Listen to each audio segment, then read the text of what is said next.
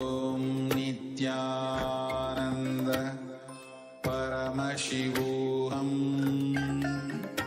Om Nithyananda Paramashivoham. Om Nithyananda Paramashivoham. Om Nithyananda Paramashivoham. Om Nithyananda Paramashivoham.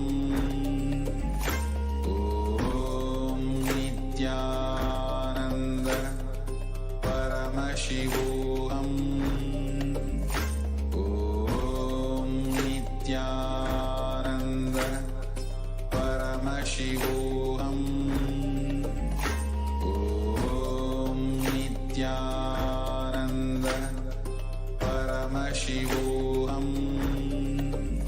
Om Nithyananda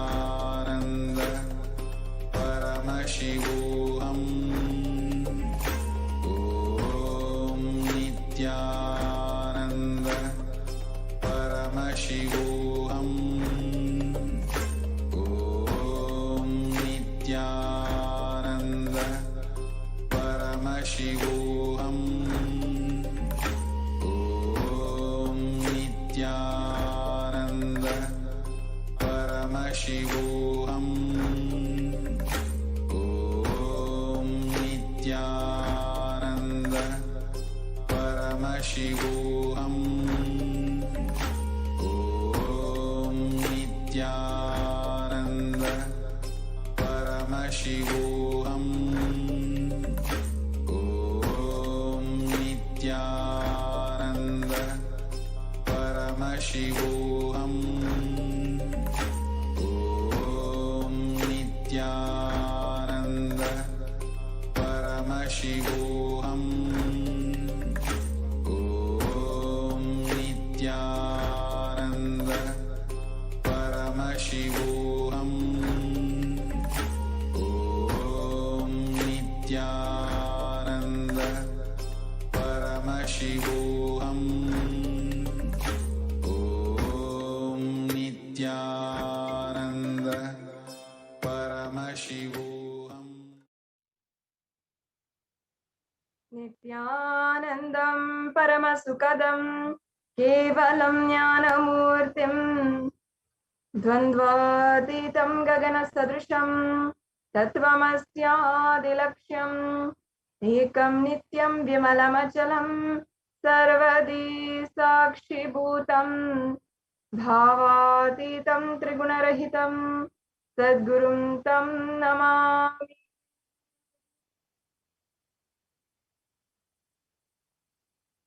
Nithyanandam, I offer my humble obeisance, my humble pranam at the divine lotus feet of the Supreme Pontiff of Hinduism, Jagat Guru Mahasamnidhanam, His Divine Holiness, Bhagavan Nithyananda Paramashivam.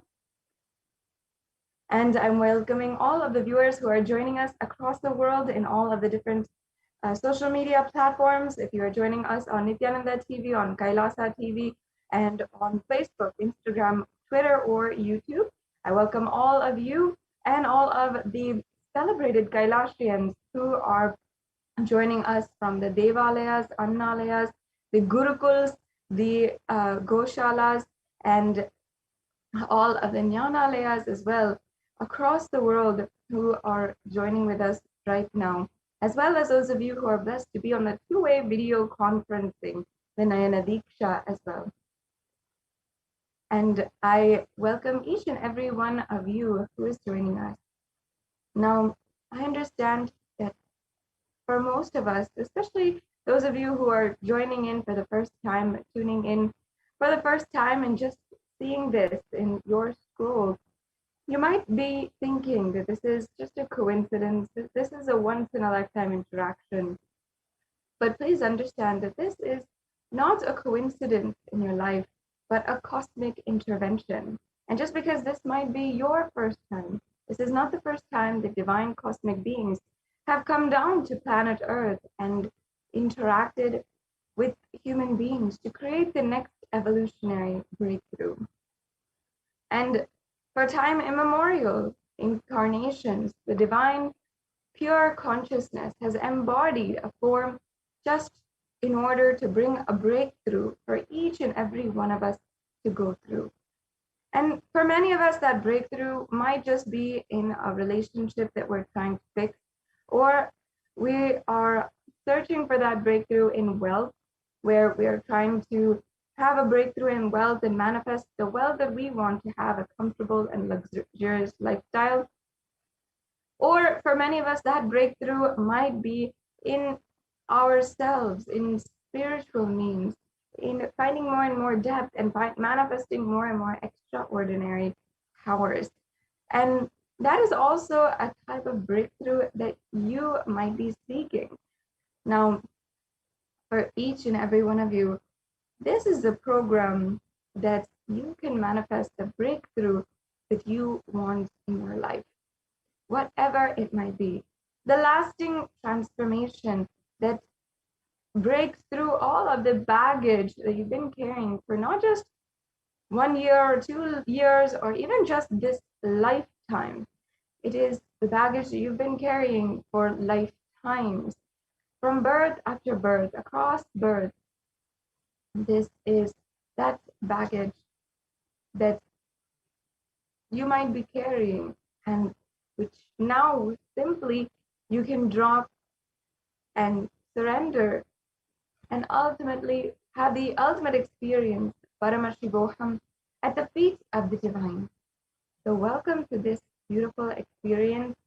You will be understanding the various different cosmic principles of Devi Parashakti, the divine cosmic mother, and you will also be learning, imbibing the different powerful cognitions which Devi Parashakti embodies, and how to manifest that in your life, and how you can literally manifest, apply that in your lives and make it happen in your reality. Devi Parashakti is the embodiment of all compassion, and she is manifesting through the Nijavatara, the Supreme Pontiff of Hinduism, Jagat Guru Mahasannidhanam, His Divine Holiness, Bhagavan Nithyananda Paramashivam. And out of her love and compassion, she is answering our prayers and giving us our boons that we want, revealing our past, present, and future. And she is literally giving us the answers that we are seeking day in and day out, and sometimes even twice a day, coming and giving darshan and allowing us to seek refuge at her feet as we navigate our lives in these extremely dark and strenuous times. So in this program, you'll be able to simply listen to the powerful cognitions and experience the transformation inside. And through the darshan and diksha, you'll be initiated also into manifesting the extraordinary shaktis. And in the end of this program, you'll be able to actually test that for yourself and start playing with the extraordinary powers. It's going to be a beautiful experience. And just to start out, to introduce you all, the first and foremost relationship that each and every one of us have is with the mother, the biological mother. Just through the umbilical cord, we always have a relationship with the mother, even if we may not know her even today. And the first person you often relate with is the mother. Even before you have the idea of relating or the idea of a relationship, you have the beginning of a relationship with your mother. And that is why, whether it comes to your life, the universe, others around you, it always boils back down to the relationship that you have with your mother. If your relationship with your mother is strenuous and negative, then you will always see that undercurrent being reflected in all of the relationships that you have in your life. If you feel that your relationship with your mother is loving and so sweet, then you'll also see that how that relationship, how that is the undercurrent of all your relationships in your life. And you'll be able to understand more and more about the relationship and the Devi Parashakti herself in this program today.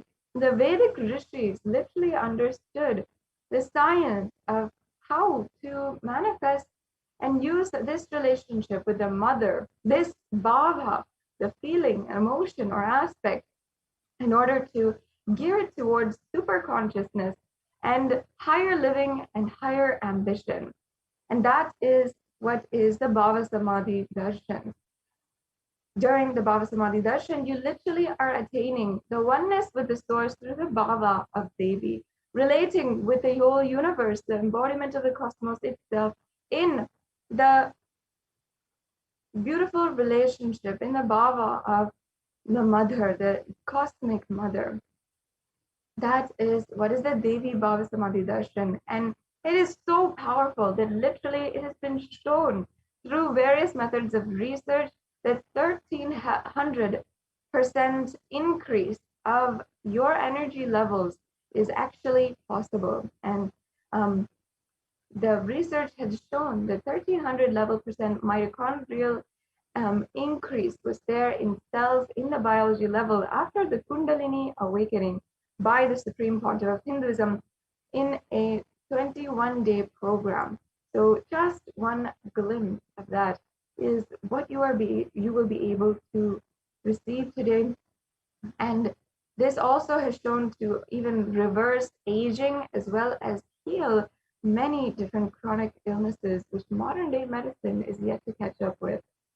And today, during this program as well, you'll be able to ask any question directly at the feet of Devi Parashakti, and with her grace and her blessings, she will answer you and guide you personally in your life.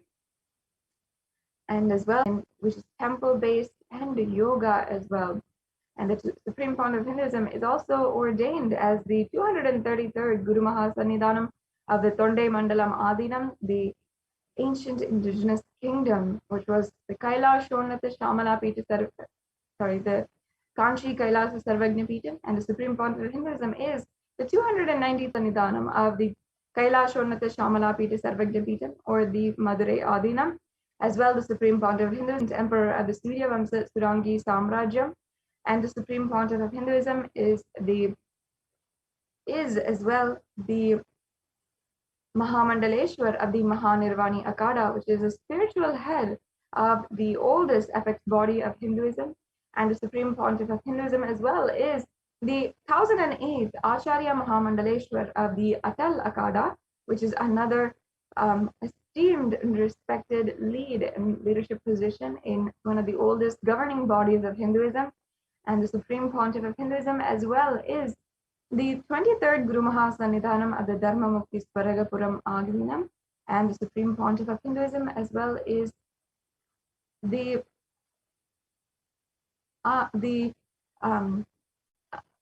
elected as the Supreme Pontiff of Hinduism by a congregation of thousands of Hindu leaders from the global Hindu diaspora. And the Supreme Pontiff of Hinduism is today known all over the world for being a commentator on the Hindu scriptures such as the Bhagavad Gita, the Upanishads, the Shiva Sutras, the Brahma Sutras, the Yoga Sutras, the Jain Sutras, the Ashtavakra Gita, and I can go on and on listing.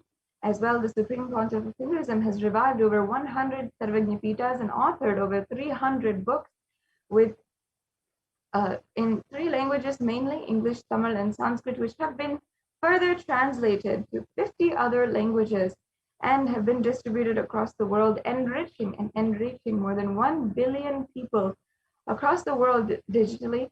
And the Supreme Pontiff of Hinduism as well has revived the 108 Hindu sampradayas or lineages, such as the Rudras and Rudrakanyas, the Rishis and Rishikas, the Bhairavas and Bhairavis, and many more.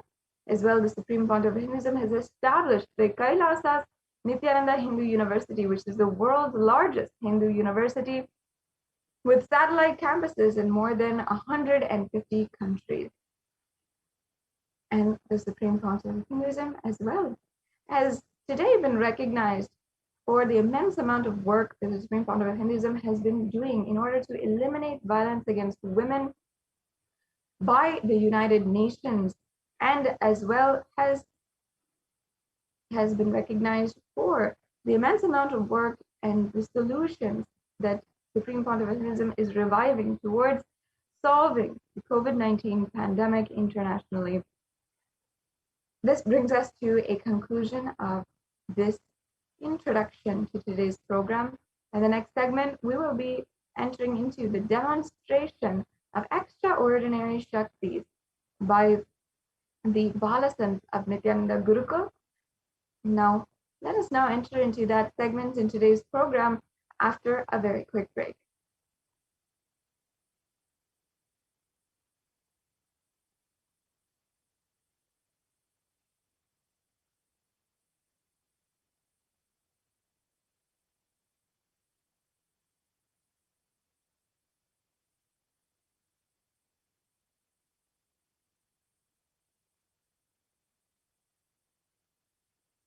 Yes, we have joining with us my Yoga Prana and Ma Kaladara from the Nithyananda Gurukul Balasan, from the Nithyananda Gurukul and Adi Kailasa Sarvagni Peetham, and they are Nithyananda Gurukul Balasans. So let us now enter into the demonstration of the extraordinary Shakti.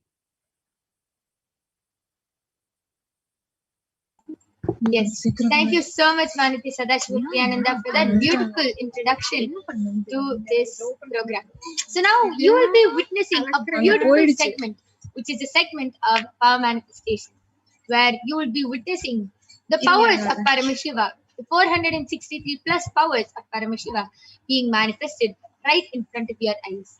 So before we enter into the power manifestation segment, let us begin with a small introduction to this segment. And today you will be witnessing the two powers. First is the power of the third eye reading, where you will be witnessing the Balasans of the Nithyananda Gurukul scanning and seeing through the cosmic browsing center, which is the third eye, which is located between the brows. Ma Kaladara will be reading through her third eye and will be demonstrating how she is able to see through her third eye just as she sees it with her eyes open. The next power you will be witnessing is the power of body scanning, where one awakens the ability to scan illnesses, diseases, medically diagnosed issues, and even reveal the root causes of the problem and along with the solution.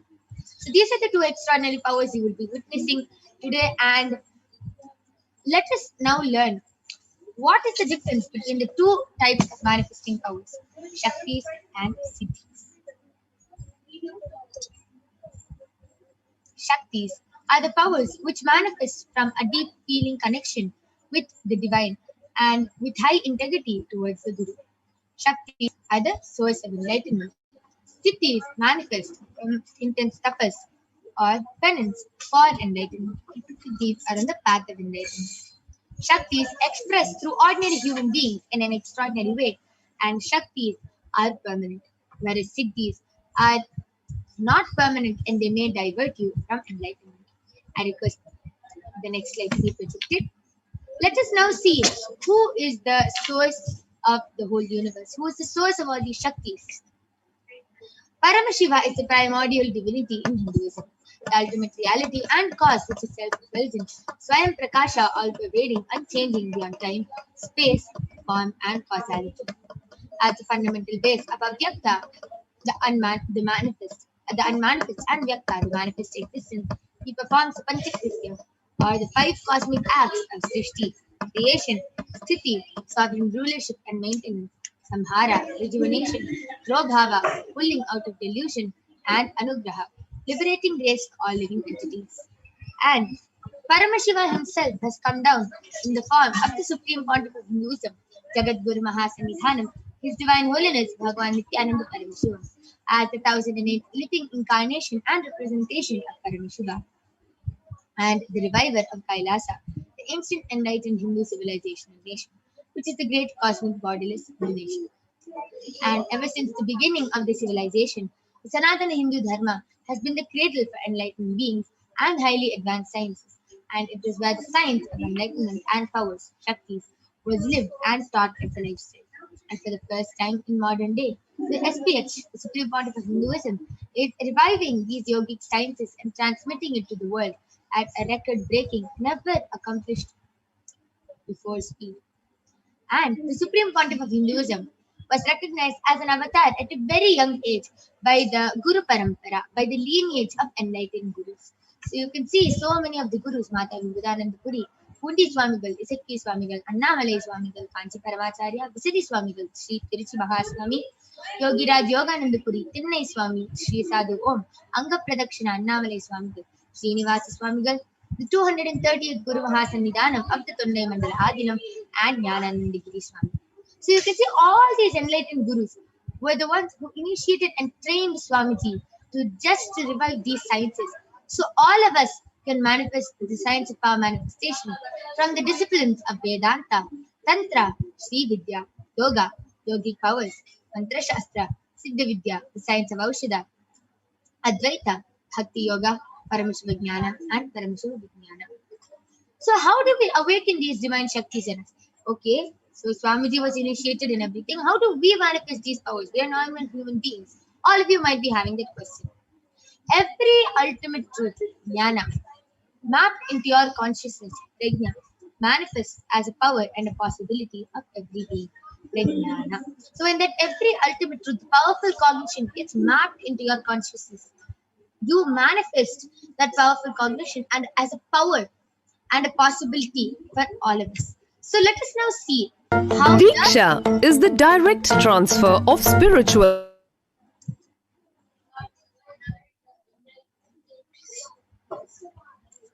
Sorry for the technical glitch.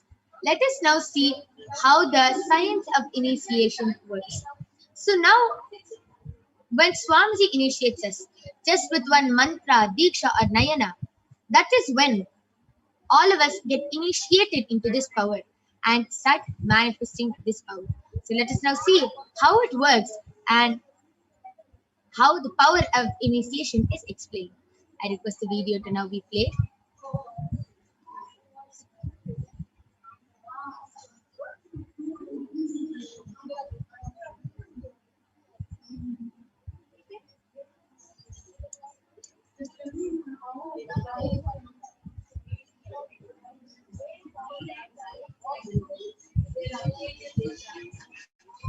Enlightened being through look, word, or touch.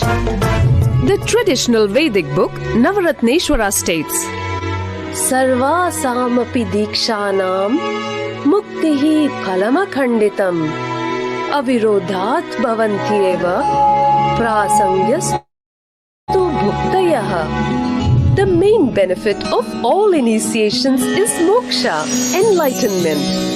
As a side effect, health, wealth, leadership, and well-being happen. And in Rudrayamala Tantra, Shiva says, Devi diksha vihinasya na siddhihi na cha sadgatihi tasmat sarva prayatnena guruna dikshito bhavet. The one who is not initiated does not attain liberation nor a better future. So by all efforts, one should get initiated by Guru. What is the science of initiation? Neuroscience has proved that the process of initiation floods the brain with energy. This is the superconscious energy of Kundalini, our own highest inner potential energy.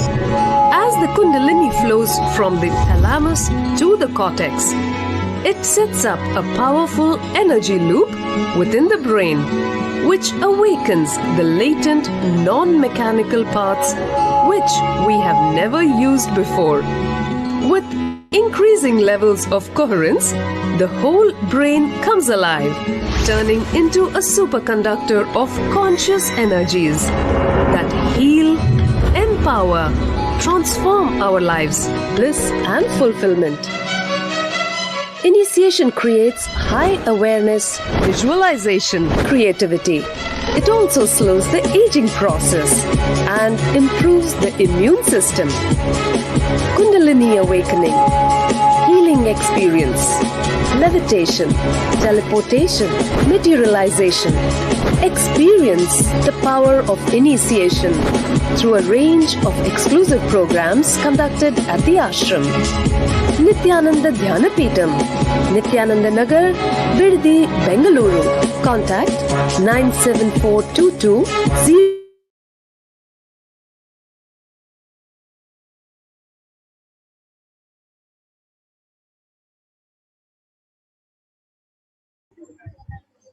Yes.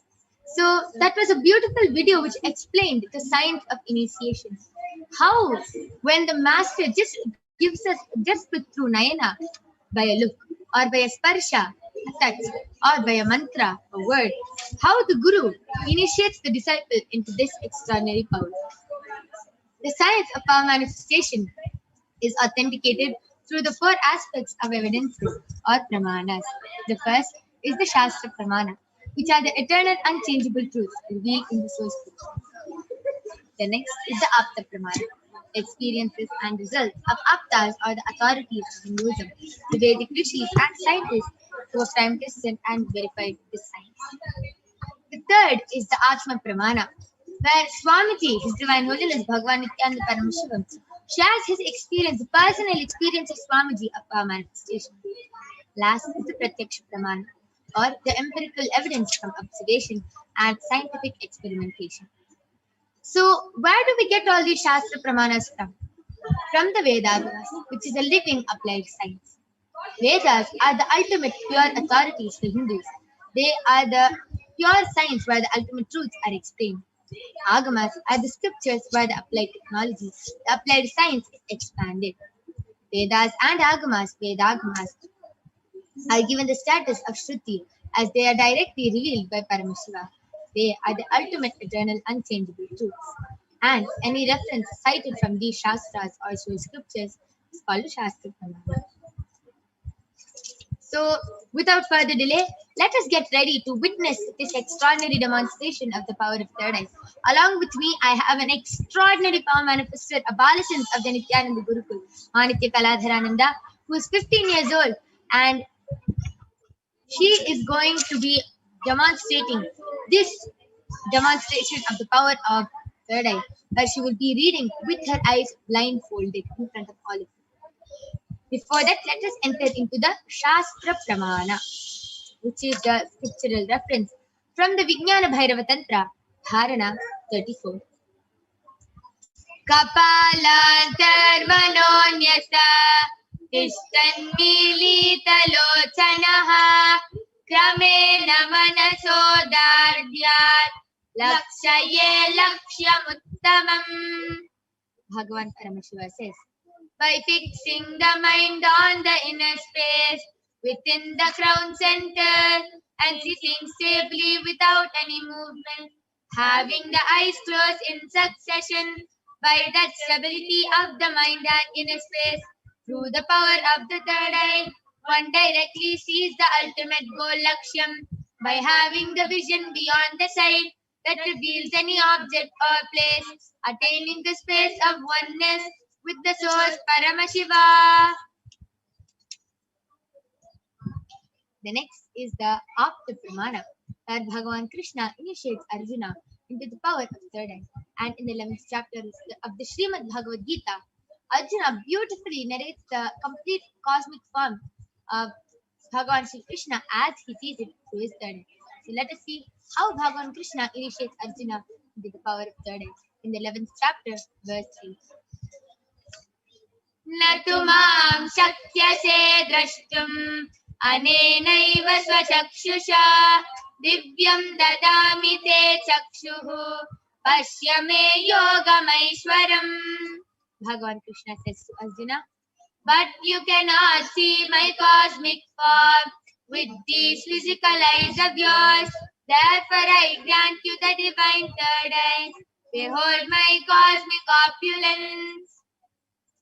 So beautiful how just as Bhagavan Krishna initiated Arjuna into the power of third eye, Swamiji has initiated the Balasants into the power of third eye, and the Balasants in this day, in this modern day, are able to manifest this extraordinary Shakti. So Let us now move on to the Atma Pramana, where His Divine Holiness Swamiji himself has shared his experience of how he was able to manifest this extraordinary. Inside and outside broke. The first experience is that I was able to see everything around me, above me, the whole 360 degree, 10 direction, below me, everything. I realized not only I was able to see, I was able to feel, experience. I felt that the skin of the stone on rock on which I was sitting and the skin of this body both carry me equally. In both I exist equally. The setting sun, rising moon, the whole Arunachala hill, all the plants, bush, shrubs, trees, everything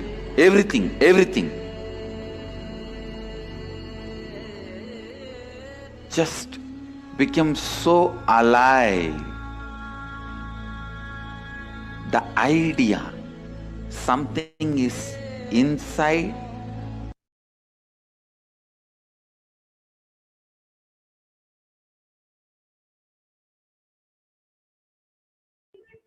Yes, with that beautiful sharing from Swamiji himself, let us now move on to the Pratyaksha Pramana. So the study measures compare the metabolic cell activity of the brain in the conscious and meditative state of the third eye using the positron emission tomography, the PET. So when Swamiji is doing daily activities, high activity is measured in the brain where the third eye is located, and when Swamiji is in the deep state of Samadhi, only the third eye region is active and almost 90% of the rest of the brain is at peace. So without further delay, let us get ready to witness this extraordinary Sakshi Pramana. How Ma Kaladhara is able to manifest this power of third eye, let us witness. Now, I request all of you to go ahead and start posting your comments in the Kailasa's SPH Nithyananda YouTube channel, and we will also be reading comments from the Kailasa's SPH JDM Bhagwan Nithyananda Paramashivam Facebook page. So I request the slides to stop being shared now. Along with me, I have a medically certified eye band. In front is a complete opaque sheet, whereas behind is a thick sponge.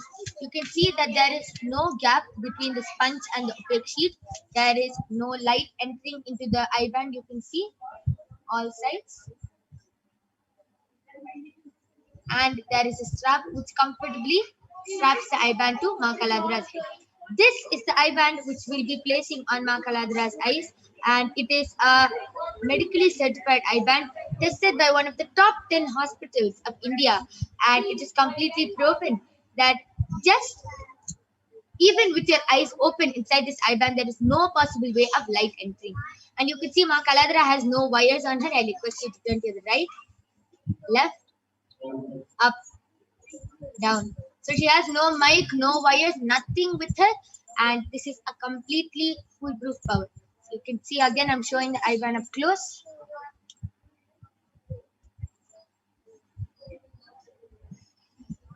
Yes. Now I'm opening the strap in front of all of you and placing the eye band on her.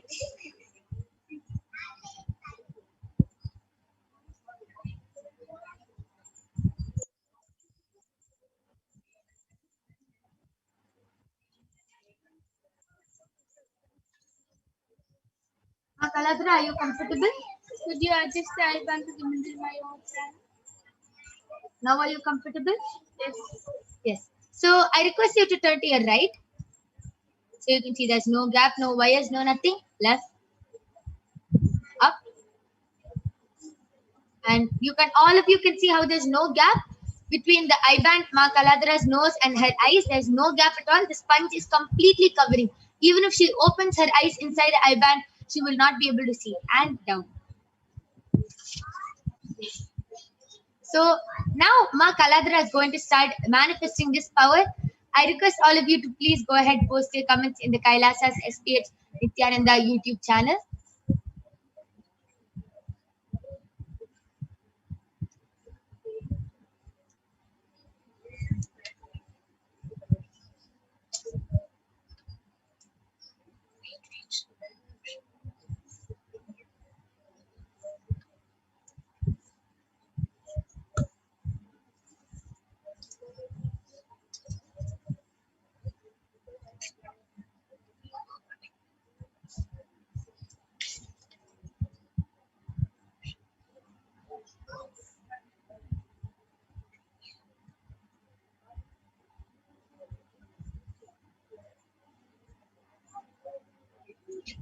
I request all of you to be patient with us. We're opening the YouTube comments.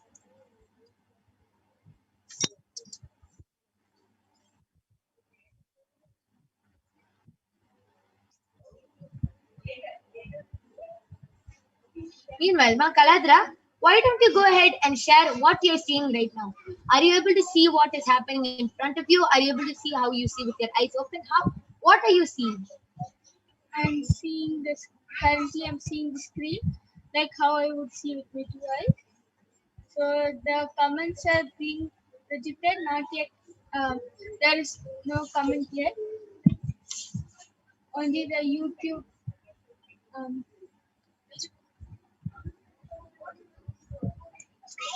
Only the YouTube logo was shown. And Ma Kaladra, I request you to speak a little more louder and bolder. yes. So now what is being projected right in front of me is Facebook page, Kailasa's HDH Nithyananda Paramashivam page, and photos are there. 9 pictures are there. First one is Devi Arulak picture. Second picture which is being shown is one old man's picture, old Tata's picture. It is in a like it is made into a frame kind of thing. And the next picture has 3 of Devi Arulak picture with under it says Parashakti Akashik reading, and then it's Swami Satsang picture, and then it is again Swami Satsang picture, all 3. The first 3 is Swami smiling, only his head till here it's shown.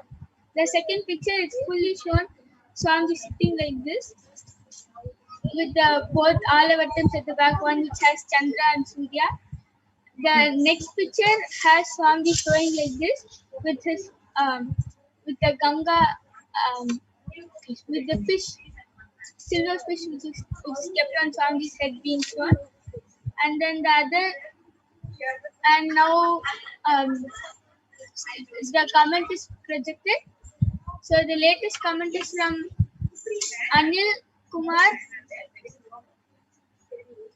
Andhra, has posted a clapping emoji with 3 sound coming.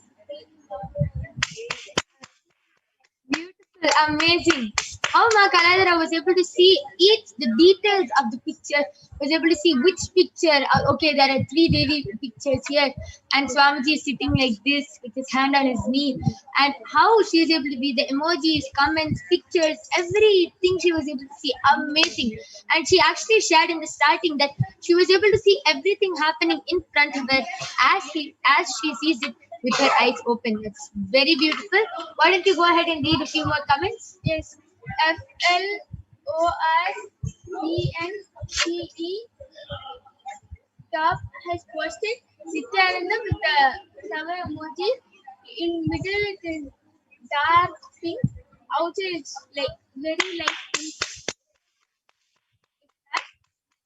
And the next comment is also from the same person. FLORBNCE top has posted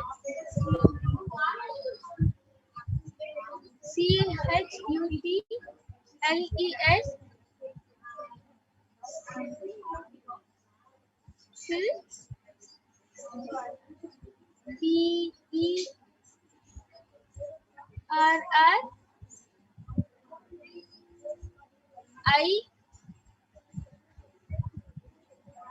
P-R-R-E. Beautiful. That was actually in another language. I think it's in it's in French, and it was actually in another language, and it was in English letters. And Ma Kaladara was able to see that and read through her third eye. Amazing, very beautiful. That was an amazing demonstration of the power of third eye. Now, all of you saw how Ma Kaladara read with her eyes blindfolded, and how she was able to read just with one initiation. Have you been doing 50 years of tapas, Ma Kaladara? No. Okay, no penance, no nothing. Just one touch, one initiation from Swamiji, and she is able to manifest this power. Don't think it's only possible for her. All of you can also manifest these extraordinary Shaktis. Just stay tuned for the upcoming guided power manifestation session after the Devi Parashakti Akashic readings, and then all of you will also be able to manifest this power.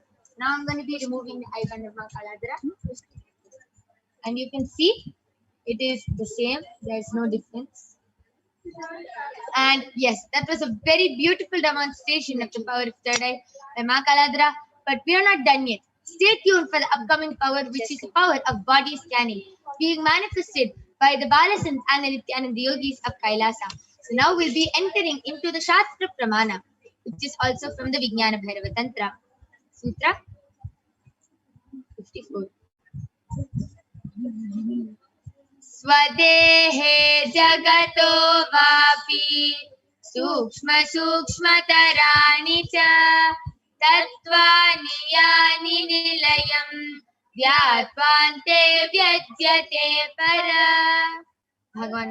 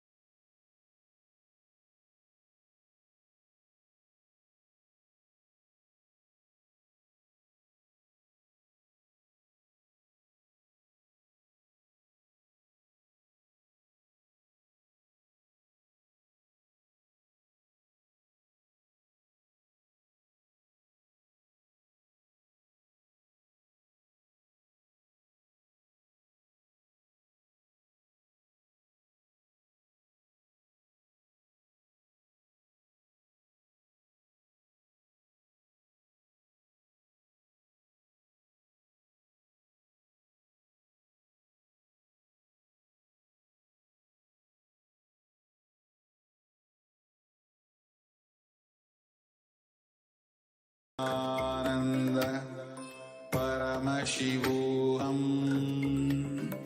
Om Nithyananda Paramashivoham. Om Nithyananda Paramashivoham. Om Nithyananda Paramashivoham. Om Nithyananda Paramashivoham. What I mean by the word Kailasa, listen intensely. Enlightenment ecosystem, literally enlightenment itself, in your own home, wherever you are. If you cannot come to Kailasa, it's okay. Kailasa can come to you. Kailasa coming to you is Kailasa.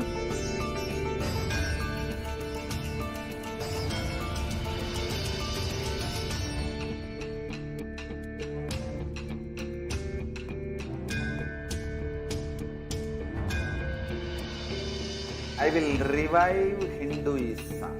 I am a Hindu revivalist, not by any revolution, but by evolution.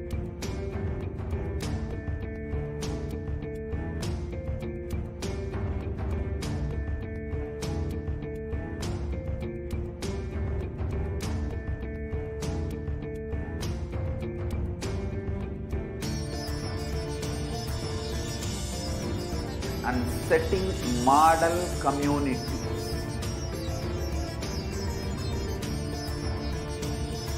Kailasas, enlightenment ecosystems, Sarvanya Peethas all over the world.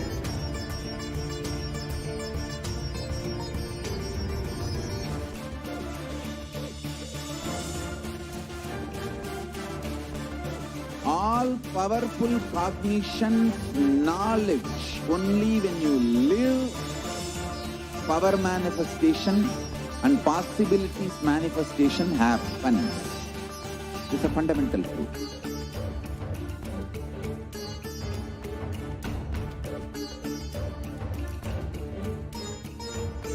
Hinduism cannot live exclusively as one sampradaya. No. All sampradayas of Hinduism is an ecosystem.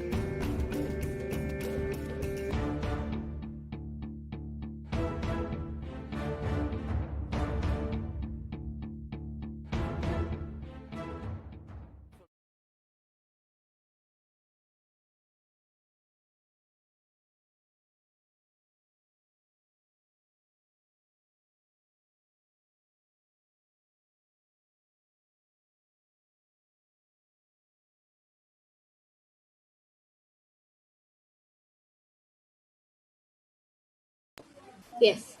So sorry for the technical glitch. We're back with the Balasins and the Nithyananda Yogis, Manitya Mahavidyananda, Ma Soni, and Manitya Brahmayogananda, who are going to be demonstrating this extraordinary Shakti to all of you today.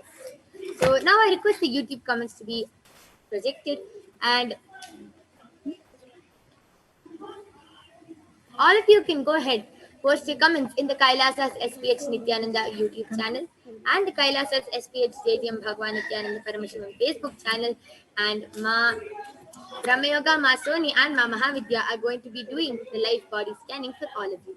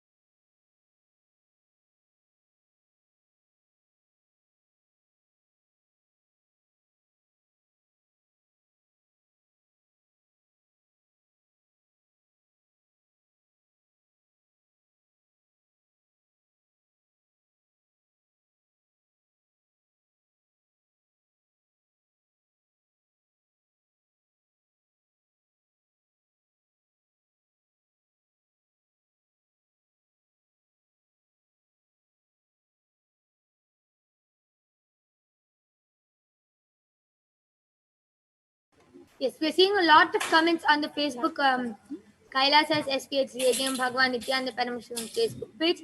I request all of you to please post your comments.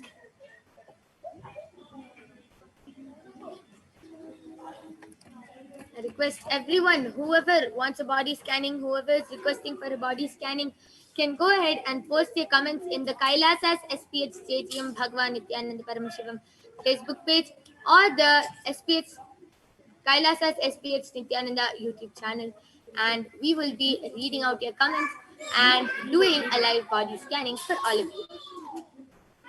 Please go ahead, feel free, post your comments.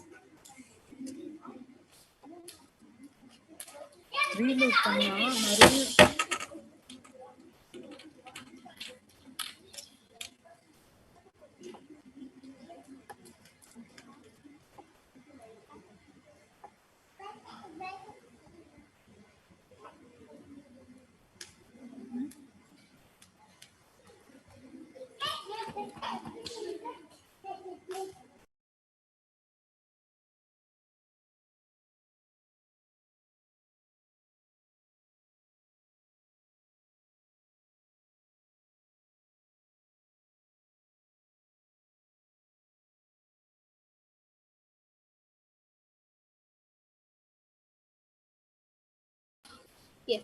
So due to a few technical glitches we are facing, we are going to be concluding this power manifestation segment now. We complete for all the inconvenience which is caused. And anyone who would like a body scanning, please get your family members and friends and come back tomorrow, as the Balasans and the Nityananda Yogis will definitely be coming back tomorrow at 4 a.m., 2 a.m. IST and 4 p.m. IST.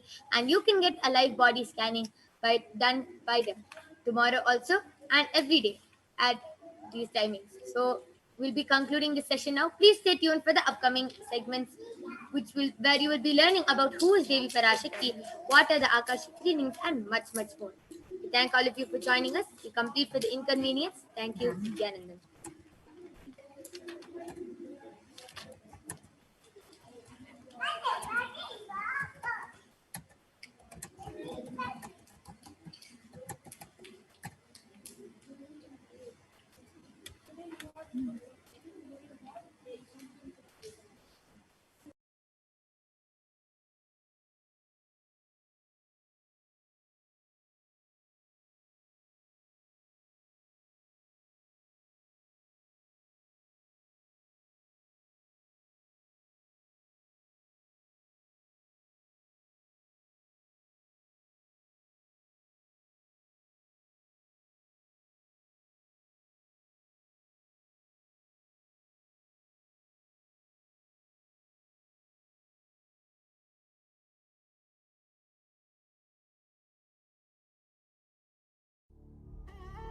What I mean by the word Kailasa, listen intensely.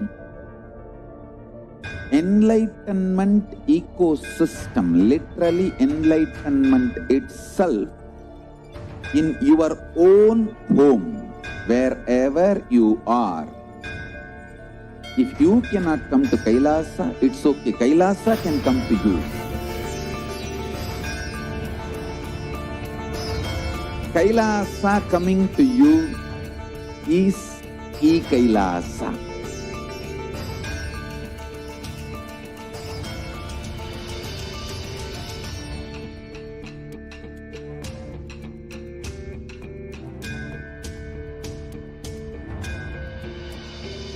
I will revive Hinduism. I am a Hindu revivalist, not by any revolution, but by evolution.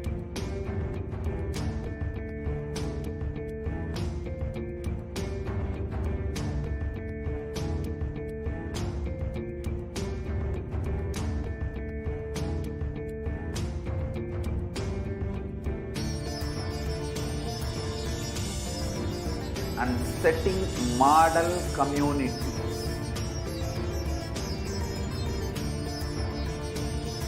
Kailasa, enlightenment ecosystems, Sarvanya Peethas all over the world.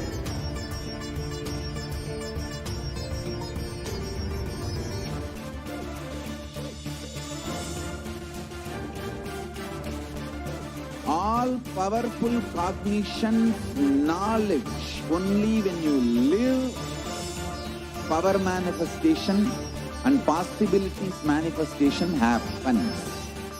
It's a fundamental truth.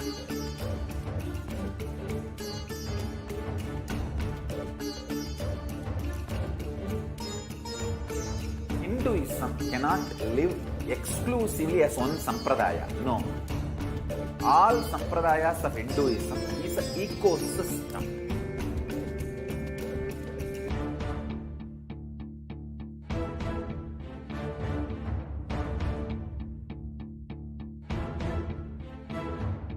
So don't keep quiet thinking that if one sampradaya is attacked, only that sampradaya is going to be affected.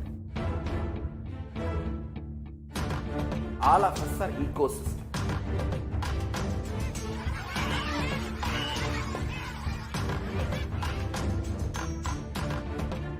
I invite all of you to get involved and enjoy Hinduism by the principle of Dharmo Rakshati Rakshitaha. When you protect Dharma, Dharma protects you. We will make the whole planet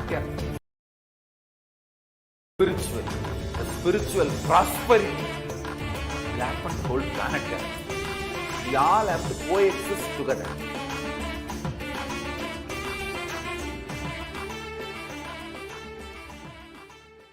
Just be alive for next 3 years. Don't die within next 3 years.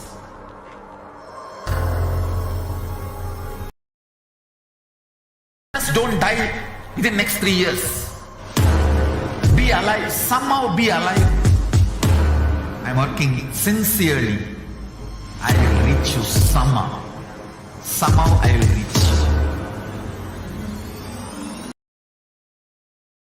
It's my commitment to humanity.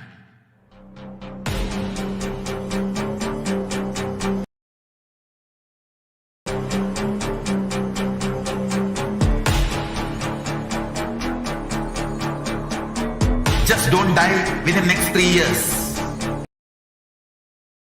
Whichever corner of the world you may be, I will reach you with enlightenment.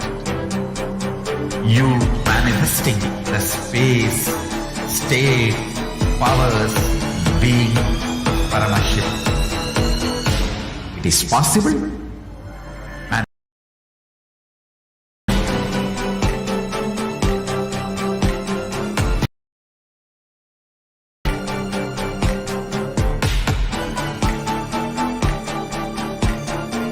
Paramashivoham will reach you with enlightenment science.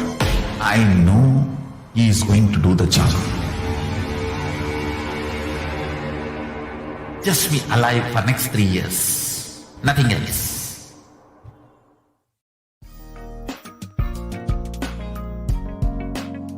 We get you health. We get you ability to build beautiful relationships in your life. We get you direct spiritual support, and we make sure you become wealthy.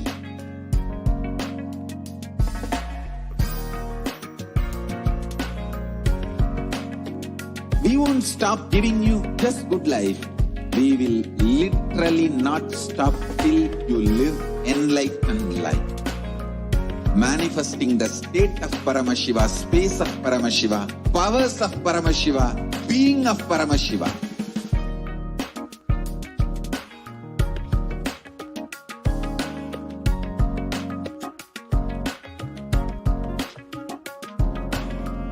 Whole world should become Kailasians. I want the whole world to know Hindus have something great to contribute to the world.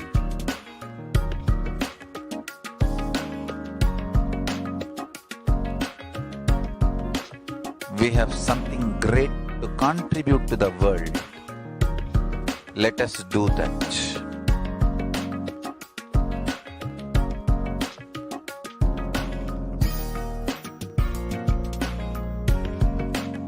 Kailasa is proper customized spiritual service helping you to identify your root patterns of suffering. We have perfected the science of helping every individual from every cultural, religious, nationality background.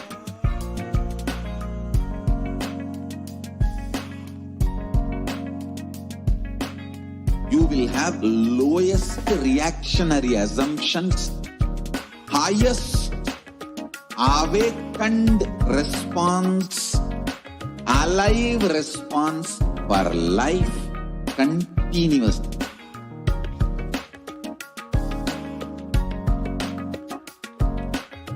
Kailasa is enlightenment ecosystem, literally enlightenment itself in your own home, wherever you are.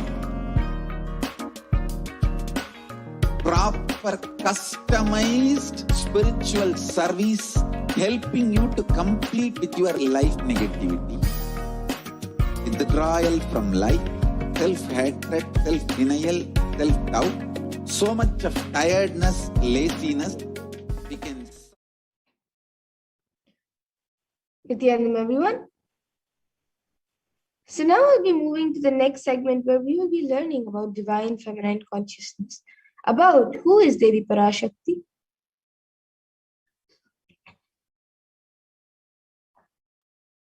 So we will be first looking at the Dhyana Shloka of Devi Parashakti, which comes from the Lalita Sahasranamam.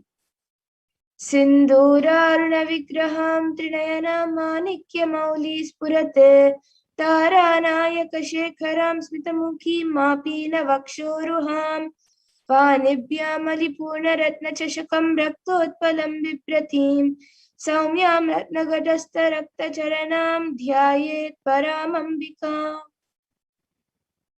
And the translation for this verse says, the Divine Mother is to be meditated upon as shining in a vermilion red body with triple eyes, sporting a crown of rubies studded with the crescent moon, a face all smiles, a splendid bust, one hand holding a jewel cup brimming with meat and the other twirling a red lotus.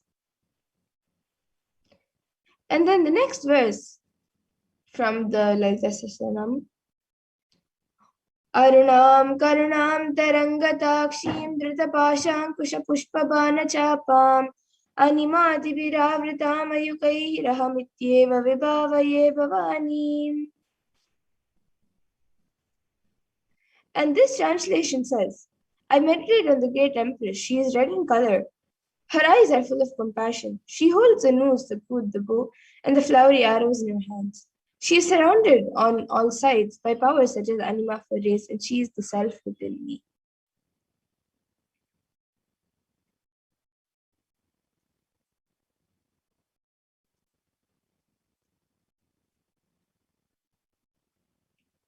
Yes, we can go to the next slide.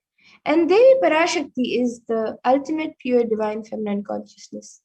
Parashakti is the cosmic mother, and it is in her cosmic womb, the Brahmanda Yoni, from which billions and billions of universes come out and go in, and the source where the Big Bang and black holes go on. Parashakti is the source Shakti, source energy, source power, from which all of us came, in which all of us are in even now, and which all of us are going to merge.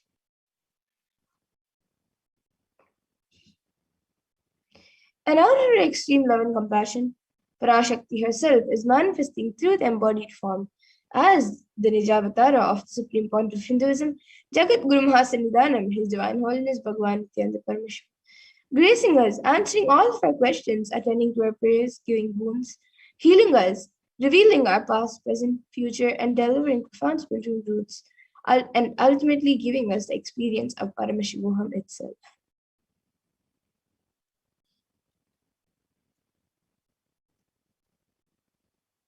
And in the words of Devi Parashakti herself, racing as Omkara, expressing as Vedas and Agamas, blossomed as Shrimkara, filled as Parashorasi, living in 40 triangles, the Kailasa Swami, who is in Kailasa Shri Parachintamani, Parashorasi, sitting as part of Parameshwari, who rules the world, Paramashakti Manonmani Meenakshi.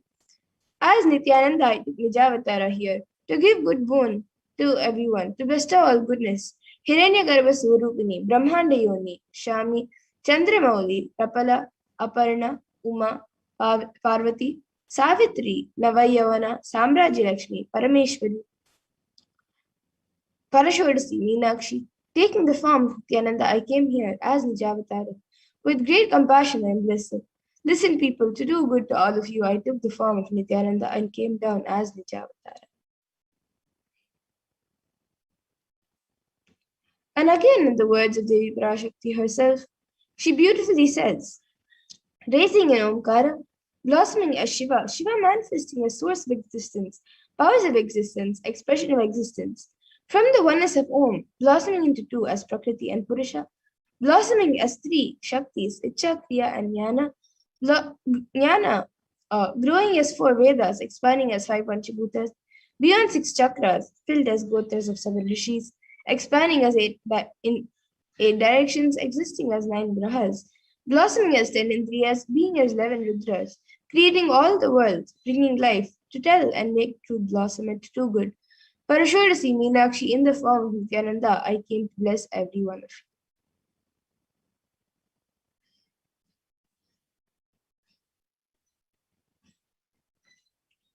And how can you receive Devi Parashakti? So literally you are seeing Paramashivan Parashakti at that moment. She is there on your screen. So always receive a very traditionally. You can keep two betel leaves, one banana, one betel nut, and a coin in front of the screen as you watch Devi Parashakti.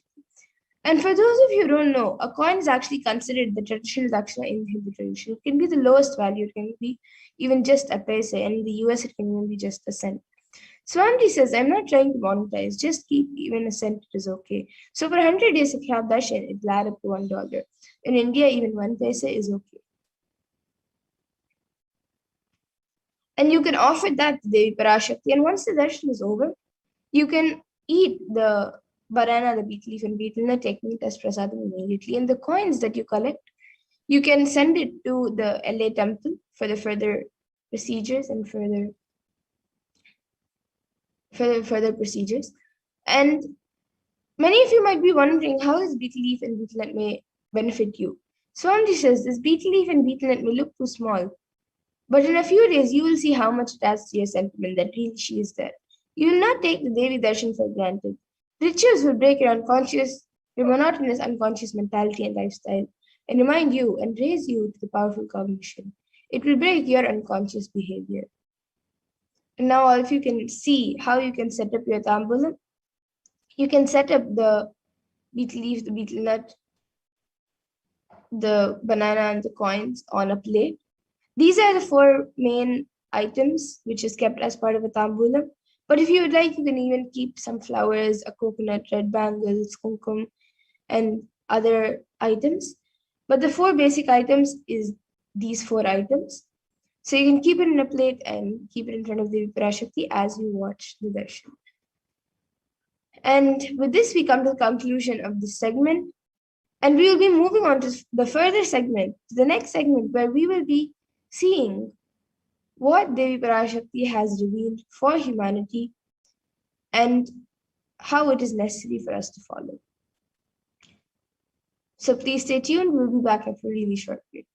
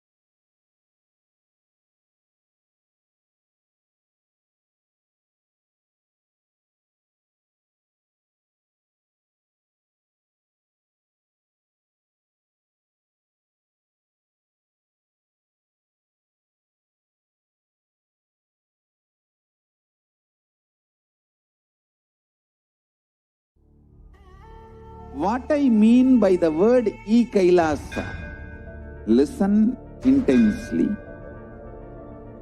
Enlightenment ecosystem, literally enlightenment itself, in your own home, wherever you are.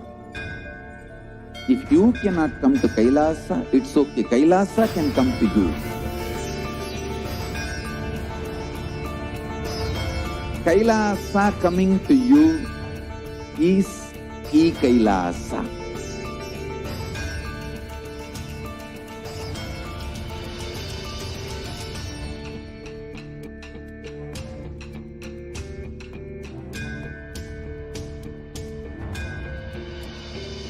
I will revive Hinduism. I am a Hindu revivalist, not by any revolution, but by evolution.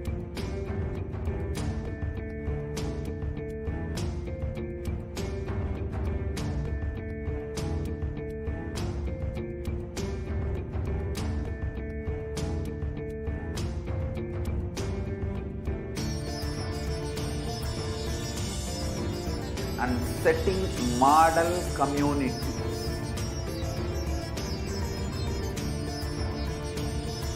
Kailasa, enlightenment ecosystems, Sarvanya Pitas all over the world.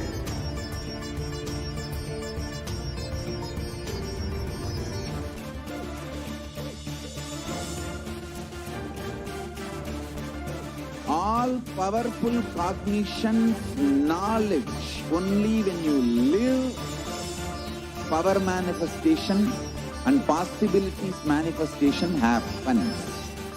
It's a fundamental truth.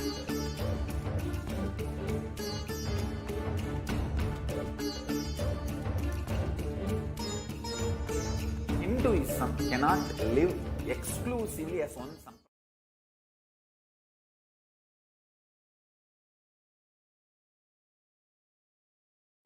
What I mean by the word Kailasa, listen intensely. Enlightenment ecosystem, literally enlightenment itself, in your own home, wherever you are. If you cannot come to Kailasa, it's okay. Kailasa can come to you. Kailasa coming to you is Kailasa.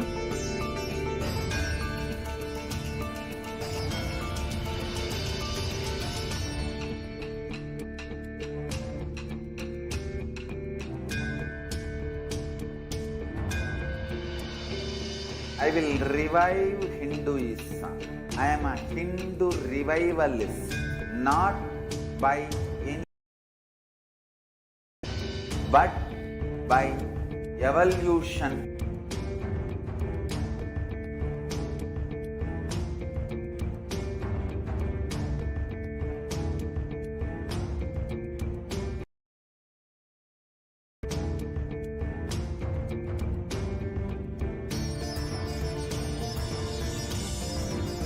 And setting model community.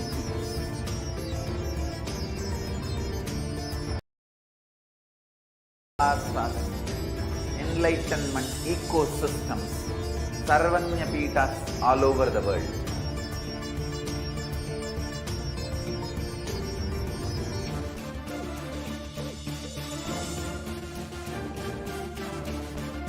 All powerful cognition, knowledge, only when you live, power manifestation and possibilities manifestation happens. It's a fundamental truth.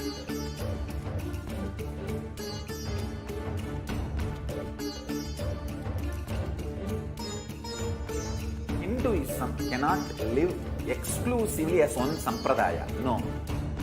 All sampradayas of Hinduism is an ecosystem.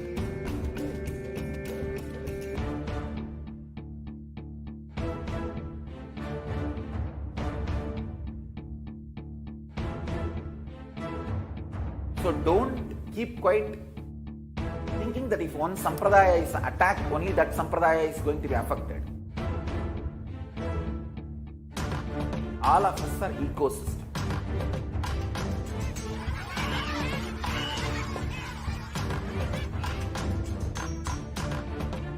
I invite all of you to get involved. Hinduism by Shati Rakshitaha.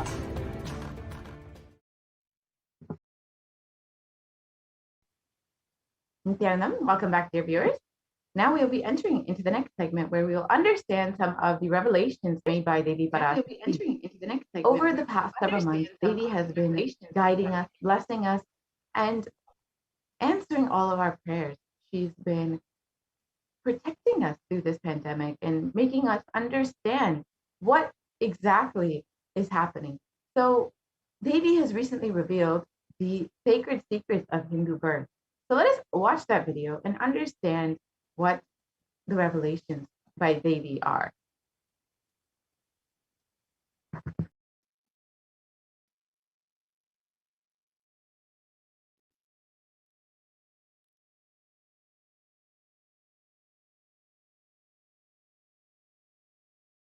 நன்றாய் கேட்டுக்கொள்.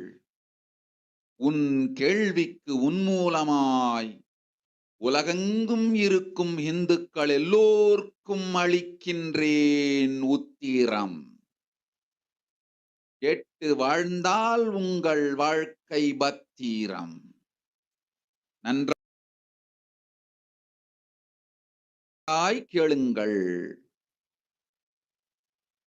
பிறப்பின் ரகசியத்தை பிறப்பிலா பெருமை உடைய பரமேஸ்வரி சொல்லுகின்றேன் கேளுங்கள். அண்டஜம், யோனிஜம், ஜலஜம், பீஜம் எனும் 4 விதமான பிறவிகளில் 84,000 யோனிகளில் பிறக்கும் பிறப்புகளிலேயே பெருமை வாய்ந்ததும் உத்தமமானதும் மனித பிறவி.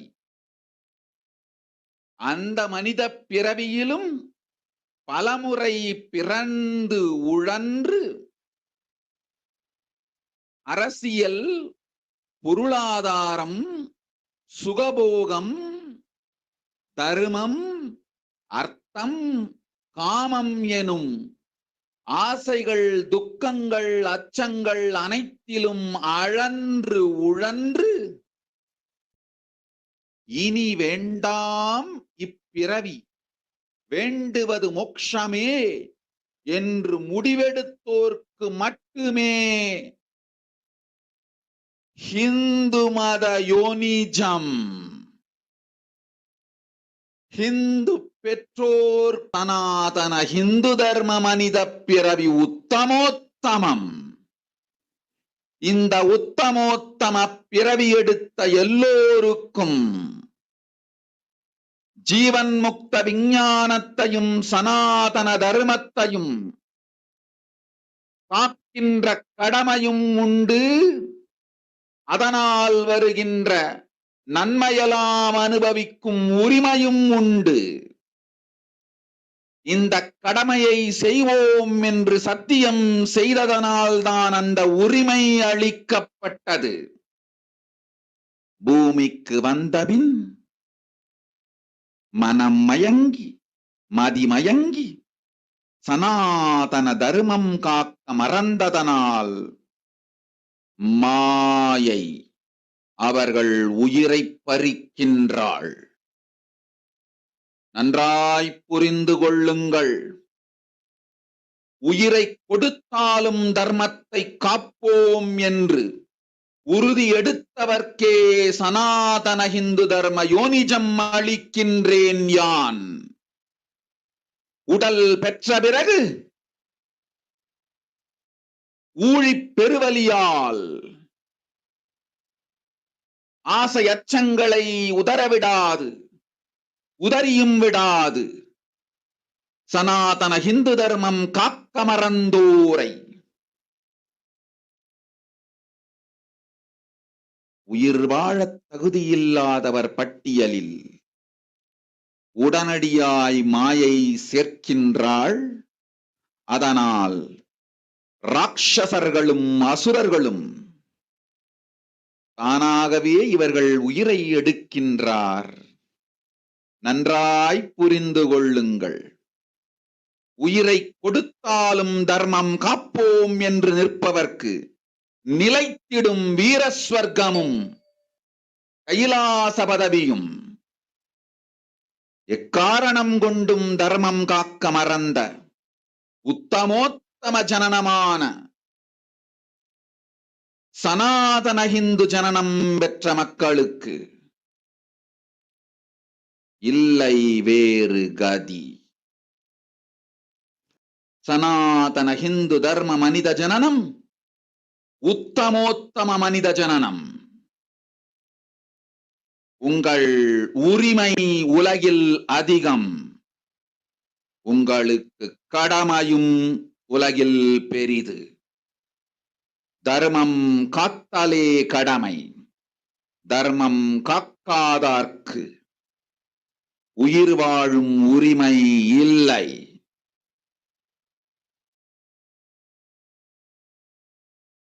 நன்றாய் புரிந்து கொள்ளுங்கள்.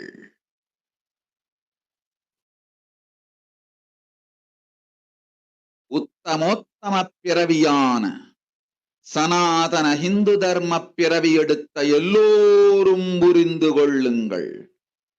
உங்கள் வாழ்வின் முதற்கடமை தர்மம் காத்தல். தர்மம் காக்க தர்மம் உங்களை காக்கும். சனாதன ஹிந்து தர்மம் காக்க மறந்திட்டால் வாழும் உரிமையை நீங்கள் இழந்து விடுகின்றீர்கள். அதற்கு மேல் வாழ்ந்தென்ன அழிந்தென்ன?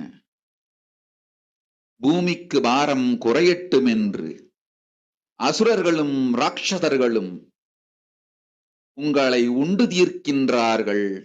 அதையும் மாயை கண்டு சும்மாவிருப்பாள். பிரபஞ்ச ரகசியத்தை, பிறவியின் ரகசியத்தை உலகிற்கெல்லாம் உத்தரமாய் சொல்லிவிட்டேன். புரிந்து வாழ்வில் நடந்து உயிரை பத்திரமாய் பார்த்துக் கொள்ளுங்கள். அன்னை சொல்லும் அருள் சத்தியம் இது. ஓம் ஓம் ஓம்.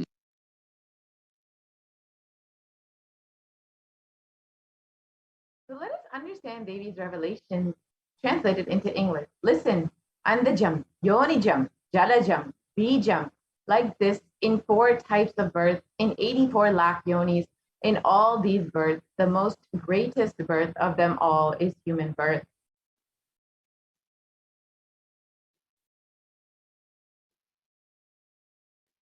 Even in that human birth, being born and toiled many times, after getting burnt and toiled in politics, in finance, in luxuries, in dharma, artha, kama.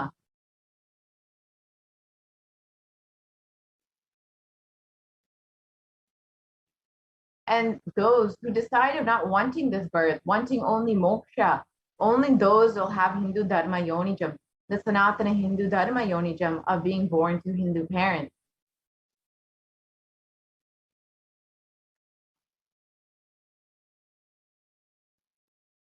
Human birth is Uttamam, the best. Sanatana Hindu Dharma human birth is Uttamottamam, the best of the best.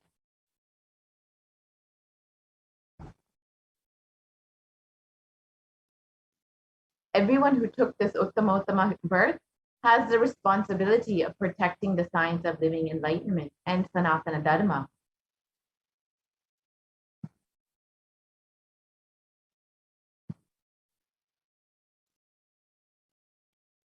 And also, they have the right of experiencing its benefits. This right was given to them because of their commitment given by them to do this responsibility.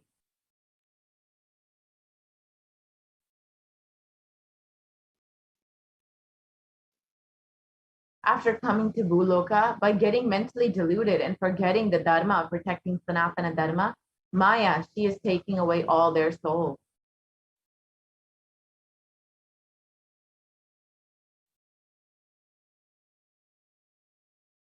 Understand carefully. I am giving the Sanatana Hindu Dharma Yonijam only for those who gave the commitment of protecting Sanatana Dharma, even by giving their life.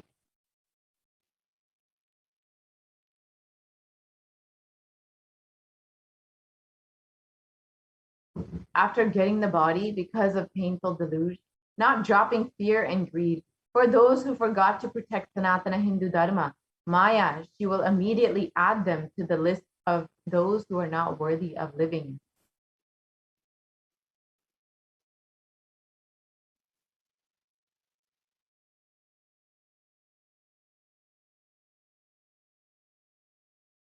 Therefore, Rakshasas and Asuras are automatically taking away their life.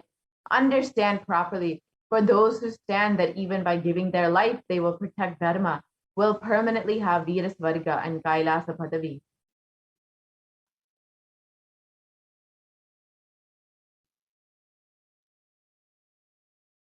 For any reason, people who forgot to protect Dharma, having the Uttamottama birth of Sanatana Hindu Dharma birth, there is no other way for them.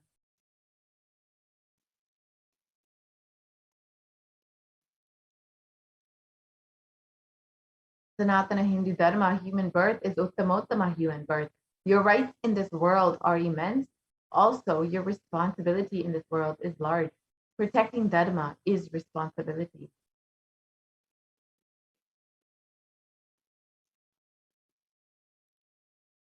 Those who do not protect Dharma, they do not have the right to live. Understand properly, all those who took the Uttamottama birth, which is Sanatana Hindu Dharma birth, all of you understand.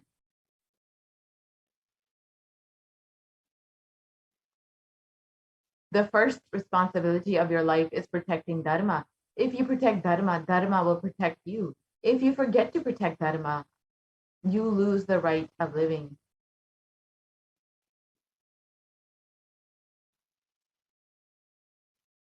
After that, what bothers whether you live or get destroyed? Asuras and Rakshasas will eat you, so that the burden on earth is reduced. Seeing that, Maya, she will keep quiet.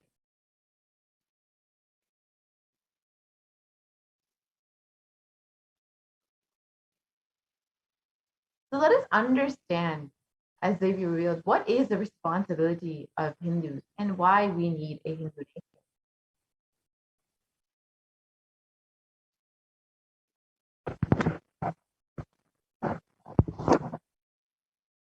Hinduism represents the world's most ancient yet progressive indigenous spiritual tradition. It is an open framework network model of civilization that stands for global peace, vegetarianism, nonviolence, yoga, worship of nature, temple-based living, manifesting spiritual powers, and the inherent divinity of every being.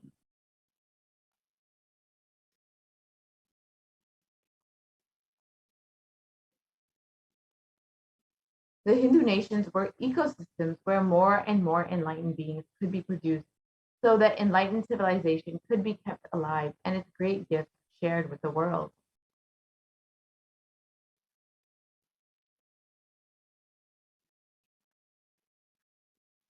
So let us look at some of the references of Hindu nations from our Hindu scriptures.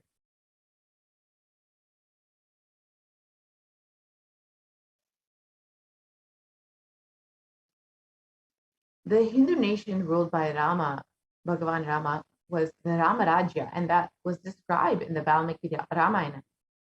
There were no widows to lament, nor was there any danger from wild animals, nor any fear born of diseases. The world was bereft of thieves and robberies.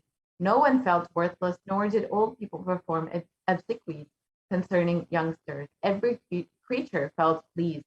Everyone was intent on virtue, turning their eyes towards Rama alone. Creatures did not kill one another.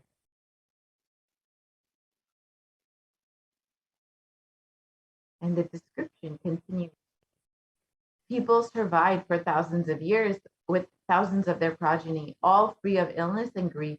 The trees were bearing flowers and fruits regularly without any injury from pests and insects. The clouds were raining in time, and the wind was delightful to the touch. Every caste was performing their duties, satisfied with their own work and bereft of any greed. People were intent on virtue and lived without telling lies. All the people were endowed with excellent characteristics. All were engaged with virtue.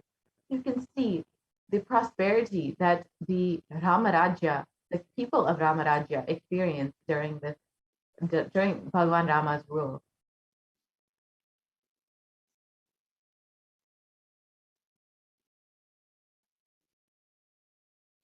And the Hastinapur kingdom, ruled by Yudhishthira, was described in Srimad Mahabharata. The Devas granted rains to fulfill all wants. World became free of all diseases. There was no hunger or thirst anywhere.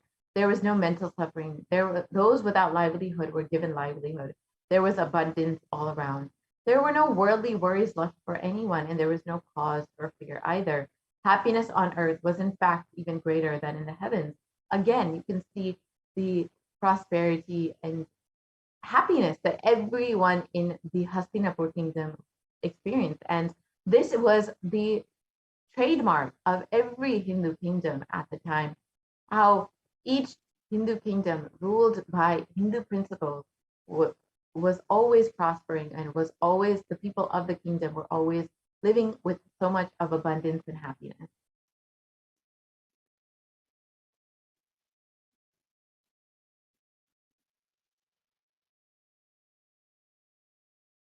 And the Hindu nations contributed so much to humanity in nearly every field, including enlightenment, health, medicine, art, aviation, dance and music, clothes and jewelry, social systems, judicial systems, political systems, legal systems, and many more.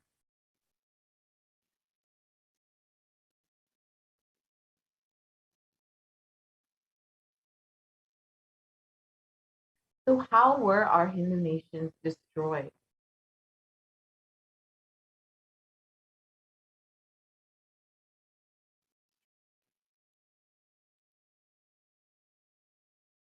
So the first phase of the destruction of our Hindu civilization was the Islamic invasion during 800 to 1700 AD, and this was the physical destruction of the Hindu civilization. And Will Durant, a famous historian, has described the Mohammedan conquest of India was perhaps the most brutal story in history. The Islamic historians and scholars have recorded with great glee and pride the slaughters of Hindus, forced conversions, abduction of Hindu women and children, and to slave markets, and the destruction of temples carried out by the warriors of Islam during 800 to 1700 AD. Millions of Hindus were converted to Islam by sword during this period, and millions more were raped and murdered and dismembered.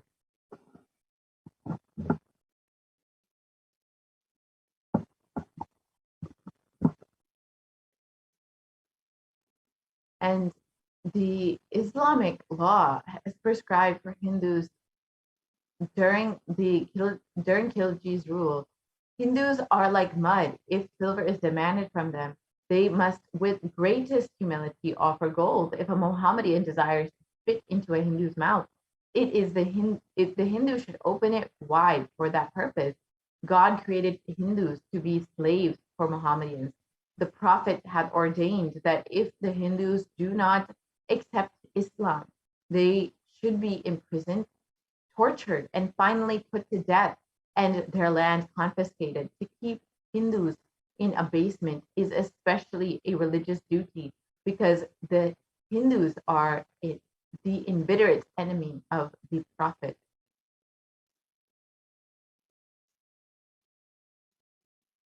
You can see that the Islamic invasion was one of the most barbaric and brutal conquests in history, and how brutally savage they were towards the Hindus. During this time, nearly 200 million Hindus died due to Islamic invaders, and over 100,000 temples were destroyed, and over 1 million deities and sculptures were destroyed.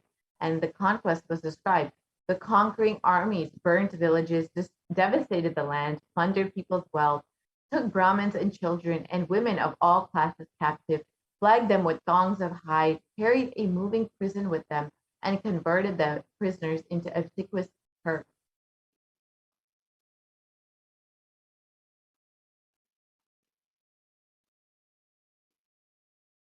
And the phase 2 was the British occupation. This was the economic and psychological destruction of the Hindu civilization. And Will Durant again describes, I have seen a great people starving to death before my eyes, and I am convinced that the exhaustion and starvation do not, as their beneficiaries claim, to overpopulation and superstition, but to the most sordid and criminal exploitation of one nation by another in all recorded history.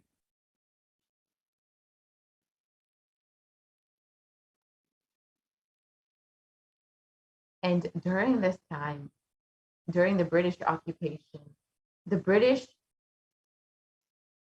Empire used all possible means to destroy the Hindu civil and cultural institutions in order to delegitimize and demoralize the indigenous people of India so that they would become slaves in their own homeland.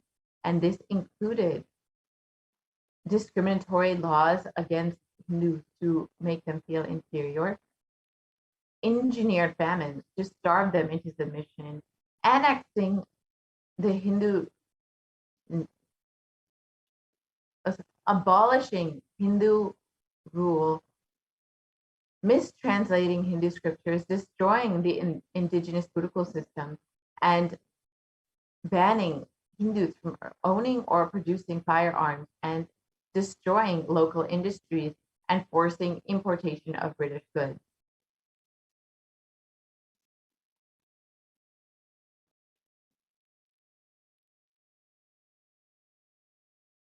And during the British occupation, $45 trillion was looted from India, and 45 million Hindus died because of artificial famines and imposed poverty by the British rule.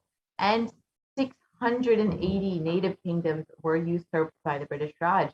Sashjit Tharoor has described that the British came to one of the richest nations, and over the course of 200 years of exploitation, looting, and destruction, reduced it to a poster child of third world poverty.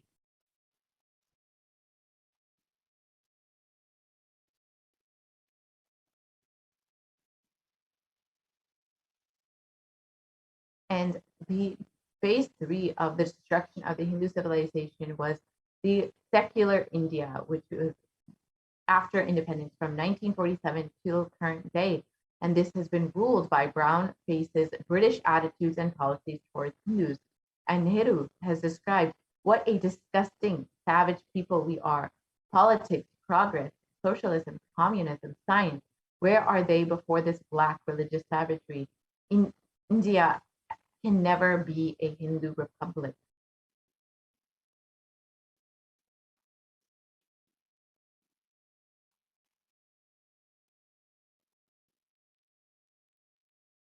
And the first law minister of India and the principal architect of the Indian Constitution has described, if Hindu Raj does become a fact, it will no doubt be the greatest calamity for this country.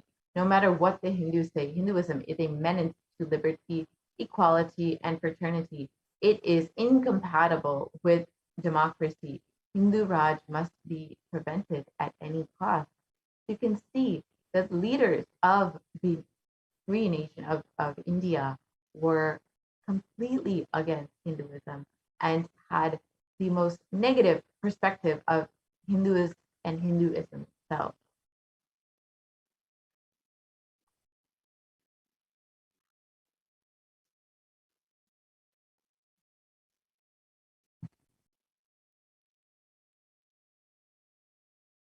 And the modern Indian legal system, academia, and media all systematically undermine, suppress, and delegitimize Hindu institutions and culture. And this included many aspects of discrimination, which included discriminatory laws against Hindus and forcing taxation of Hindu institutions and temples, whereas many other religions did not have any interference from the government. And this was just a small portion of what the Hindus had to undergo during this secular India and are still undergoing during the secular India. Despite it being secular, the attitude and ecosystem is completely anti-Hindu. We can move to the next slide, please.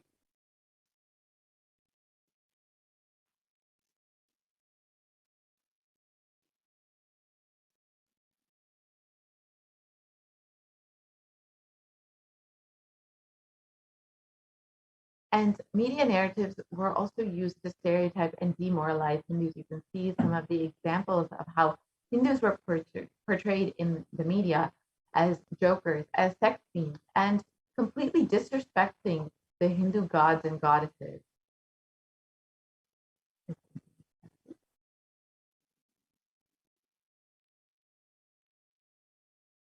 So why do we need to revive our Hindu nation? What can we do to revive our Hindu nation?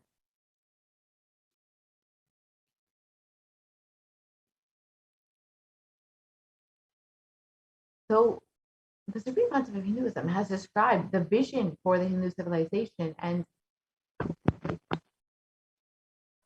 he has stated during the time of Mahabharata, we Hindus had 56 deshas, 200 states, 1,700 samsthanas, and 10,000 sampradayas.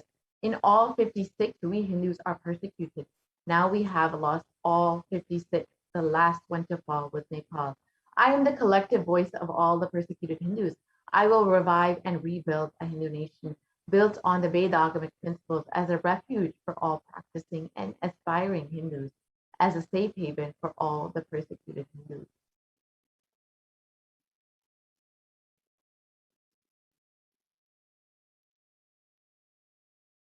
And what is Kailasa? The revival of Kailasa, the Hindu nation, is for reviving the whole life of enlightened civilization and all the great things it has to offer to the world, bringing legitimacy to all offerings of Sanatana Hindu Dharma and sharing it with the whole world is the purpose of Kailasa, the Hindu nation.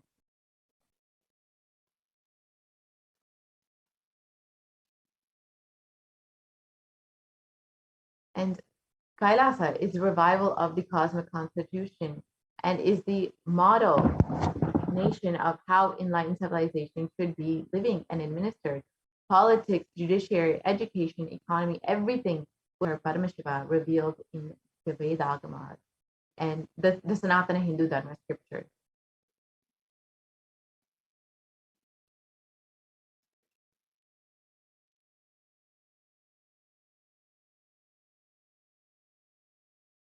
Hinduism represents the most persecuted civilization. Hinduism is on the brink of extinction, such that the next generation may only hear about Hinduism through textbooks. And what can we do to stand up for the Hindu civilization and all that it has offered to the world?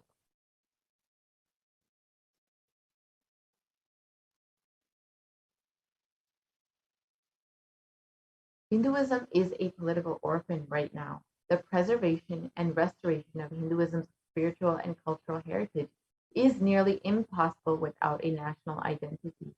So what can we do to save Hinduism?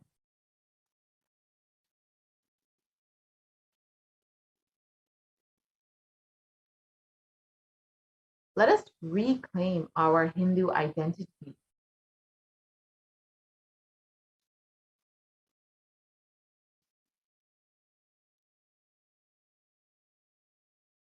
First, we need to understand that if we are Hindus and we are healthy, wealthy, rich, successful, peaceful, happy, respectable, have a stable family life, and the best mental health, then Hinduism is responsible. Hindu identity is responsible.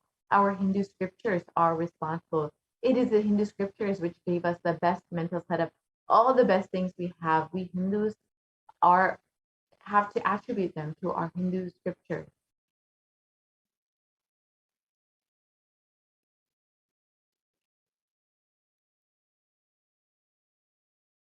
And Hindus are the richest and most successful ethnic community in the world. Hindu scriptures, Hindu lifestyle, our enlightened masters are responsible for this. Hindu thought currents are responsible for this. And here you can just see a report in the Hindustan Times, which shows that Hindus are the most educated religious group in the US. And this was reported by a Pew study.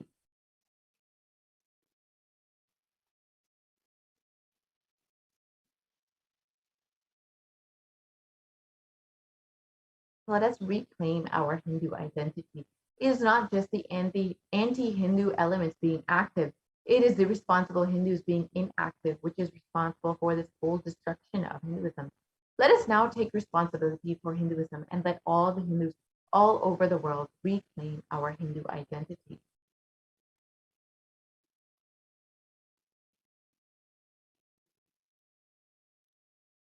What is the responsibility of Hindus? Devi has described that it is the responsibility of Hindus to protect Sanatana Hindu Dharma.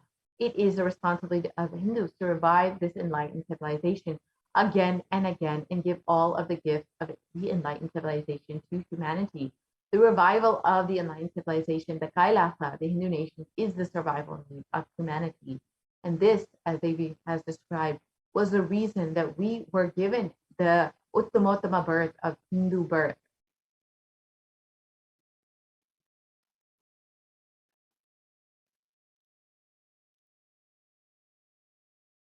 So this is an invitation to all of the Hindus, the born Hindus, the practicing Hindus, those who are sympathetic towards Hinduism, those who are curious about Hinduism, and those who want to explore and enjoy Hinduism.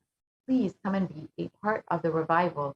You can sign up today to become an e-citizen and avail all of the benefits of being a Hindu, of being a part of Kailasa by visiting kailasa.org and sign up to be an e-citizen today. Now, let us watch what the Supreme Pontiff of Hinduism himself has revealed about the Hindu nation and why we need a Hindu nation, why we need Kailasa. Let us watch that video now.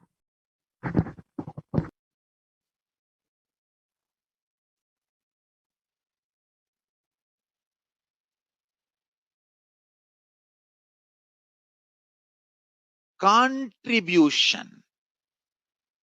Hinduism, Veda Agamas have great things to contribute to the world.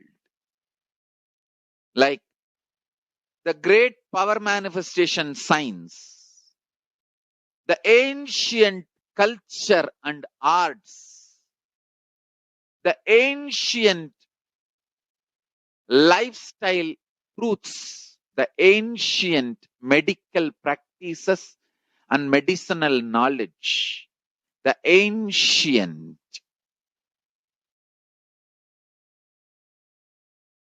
indigenous cultural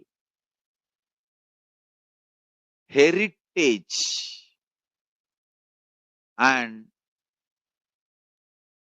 jewelry, perfume, dance, music.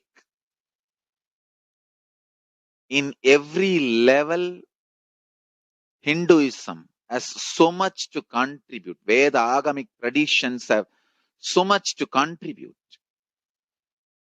To share all this with the world, to contribute to the world.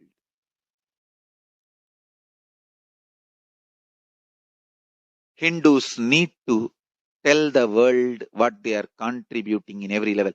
The brand of Hinduism itself is enriching and empowering and enlightening.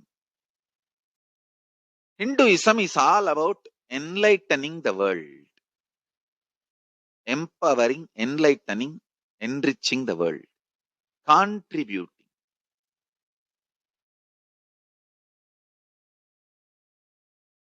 That is our spiritual life.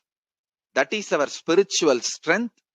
That is our spiritual core principle. O humanity, I request you with folded hands, some one corner of the world. If you just give me few hundred acres, I will keep this whole science alive. Leave it for the whole humanity freely.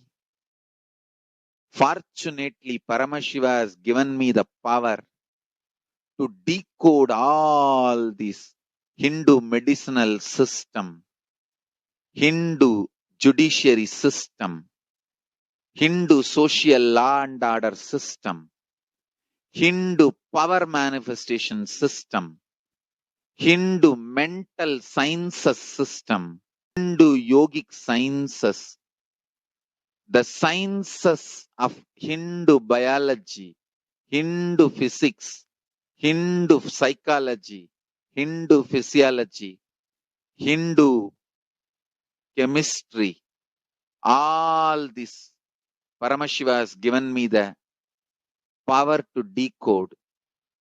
Whatever the remaining scriptures are available with the humanity, Paramashiva has blessed me, and I have collected. Not only I have collected and organized, I can decode. This whole science can be kept alive in any one corner of the world.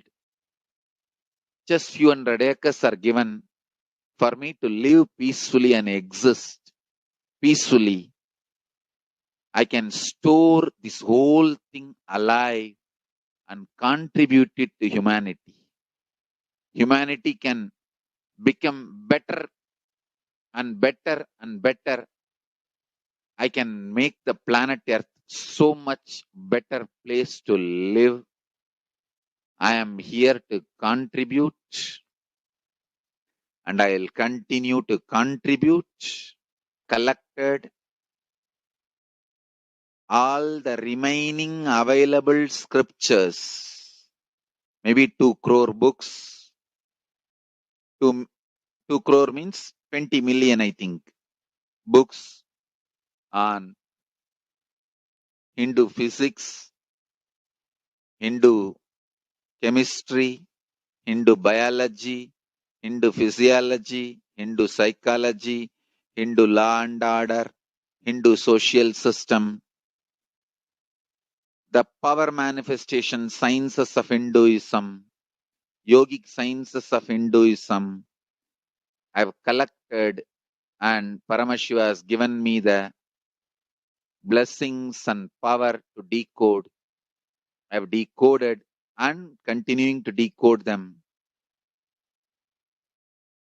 If the humanity, somebody is kind enough to give me few hundred acres in one corner of the world and let me live peacefully, I can keep all these scriptures there and go on sharing with the world, revealing these whole sciences to the world, and go on contributing.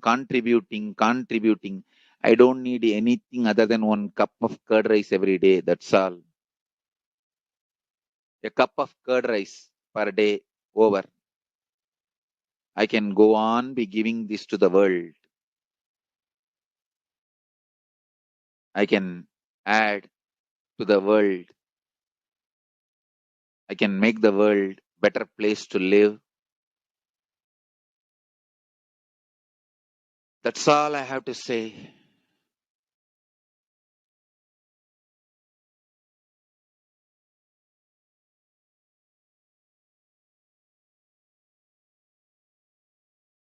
Thousands of medicines are described detail in ancient Siddha and Ayurvedic scriptures. Paramashiva has given me the power to decode them, read them, and properly translate and map them to the modern day human language. And I am ready to work 20 hours a day. I just need few hundred acres where I can sit peacefully and keep this library, run a Gurukul where thousands of people can learn this. and share it with the world. Understand,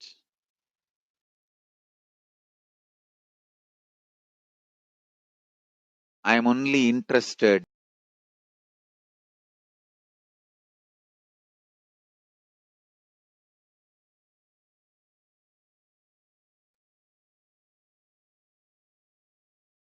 if we can decode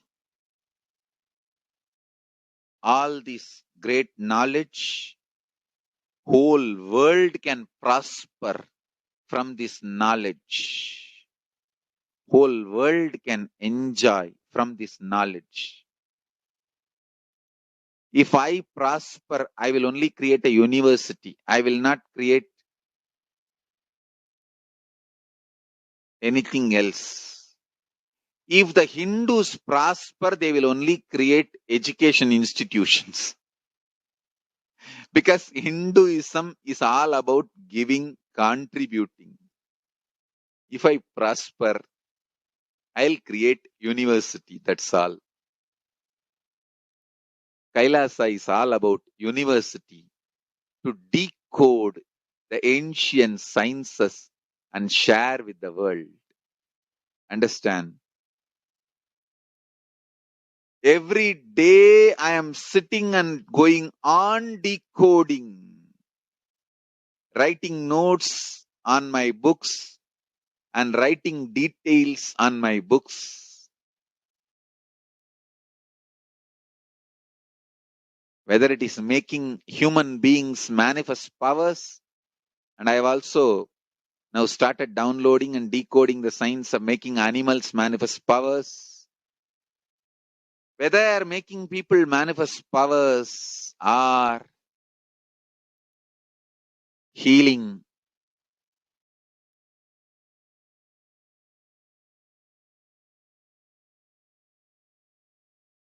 in every level, life is all about contribution, contribution, contribution.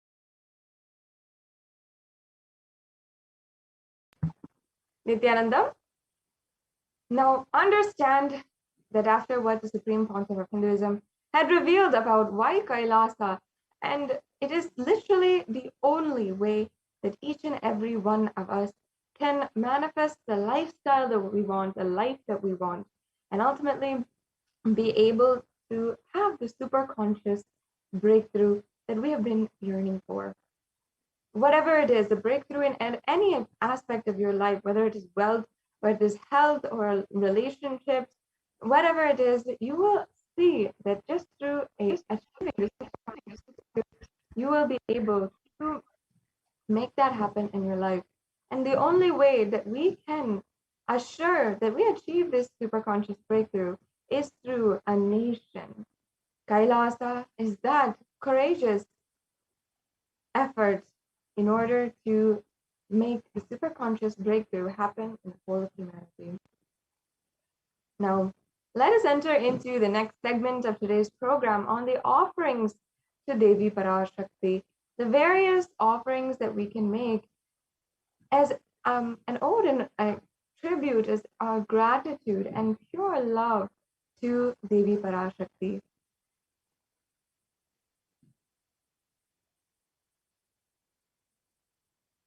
Now, in the Hindu tradition, every single Hindu knows that for our birthdays and for our anniversaries, as well as when we are starting a new venture, we're starting a new business, or when we're starting school for the first time, or as well when we're starting, when we are even buying a new car or buying a new home, every single thing starts with our love for the gods and goddesses.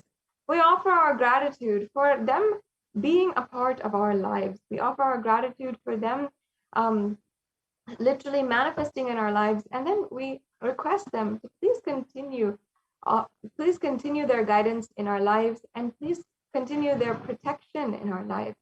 That is one of the significances of the offerings, and making the gods and goddesses a part of our lives, practicing the presence of God and living the science of enlightenment. That is the beautiful context behind each and every one of these offerings and these ritualistic sevas. You will see that offerings are a divine gift of pure love, oneness, and devotion. And it also is not just giving, but also the divine accepting it. You will see that literally in some way or form, how it manifests in your life, not just in the way that you asked and you sought after, but in some way that is much more than that. Now, before entering into this segment today, let us begin with the Dhyana Shloka of Devi Parashakti. This is the Dhyana Shloka for Devi Manonmani, who is the very embodiment of the Divine Cosmic Mother, who is seated in the lap of Paramashivoham. So let us now chant the shloka. Indu nivaveda karavahni syat pankajavaraabhaya japakshasarayuktam angahimabhushana vichitravasanam syat tungamukutojvala manonmani swarupam. Yes, and the next slide, please. Let's go on to the English translation.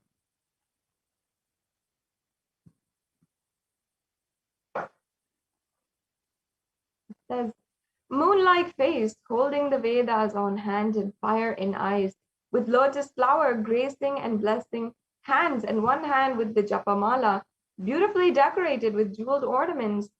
In wonderful clothes and shining bright crown, her name is Manonmani. Let's go on to the next Dhyana Shloka.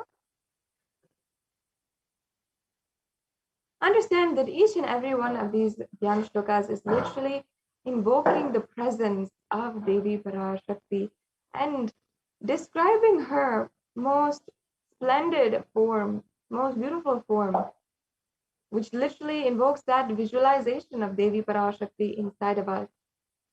Yes, let us now chant the next Dhyana Shloka. ध्याये देवीं त्रिनेत्रां शशिनिभवदनां वेदहस्तं ददानां सव्ये पद्मं वरदमपरे चाभयं चाक्षमालां दिव्यैराभरणे विभूषिततनुं ब्रह्मादिभिः पूजितां देवीमेव मनोन्मनीं प्रतिदिनं कामत्रधात्रीं शुभाम्.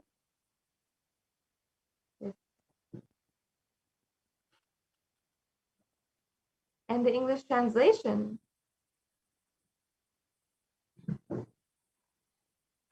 Literally here it means Dhyaye Devim Trinetram, means I meditate on Devi with three hands, with the moon and holding the Vedas, lotus and gracing blessing and gracing hands. She is wearing the beautiful ornaments, and she is worshipped by Brahma and other many gods and worship, and showers auspicious boons for all actions every day.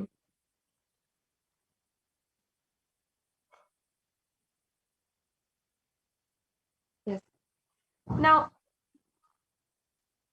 let us enter into, having thus invoked the divine presence of Devi Parashakti herself, let's now enter into the significance of the divine element gold.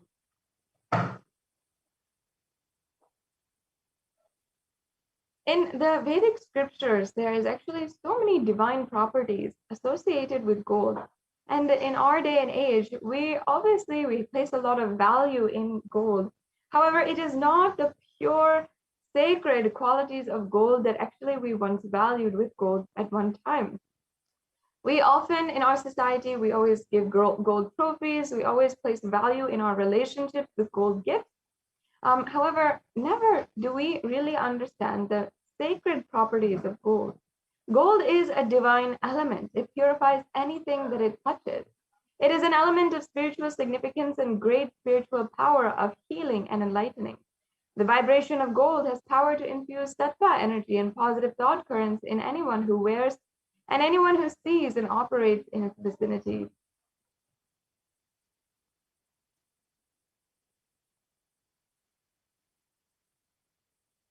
And in the Hindu civilization, in all of the scriptures, the Agamas, the Vedas, the Shrutis, Smritis, the Itihasas, and Puranas, gold is present and referred to. In all the scriptures, it is abundantly displayed that gold is the most auspicious and purest metal which purifies our very being. In the Hindu civilization, everything was built in gold and exchanged in gold. Ritual fees were offered in gold bricks, and when one was to be saved from a life-threatening disease, one was to they would offer the gold as a ritual fee. Gold was in abundance and used for weighing equivalent amounts of commodities, including cows.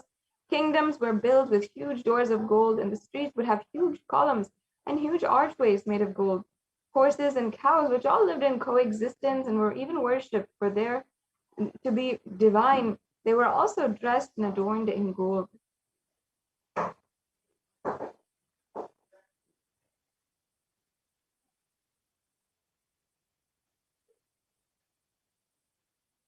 Yes. The Hindu civilization thrived on the banks of rivers of gold, and the Indus River, or the Hiranyamaya, was in the Rig Veda, and the river Saraswati was called the Hiranyavartani in the Atharva Veda. The gold is such a supreme element for offering gifts to the ones you love and revere, and temples are constructed and paved in gold, deities are made in gold and decked and adorned in gold, and because it preserves the enlightenment energy for thousands of years, it literally lasts forever.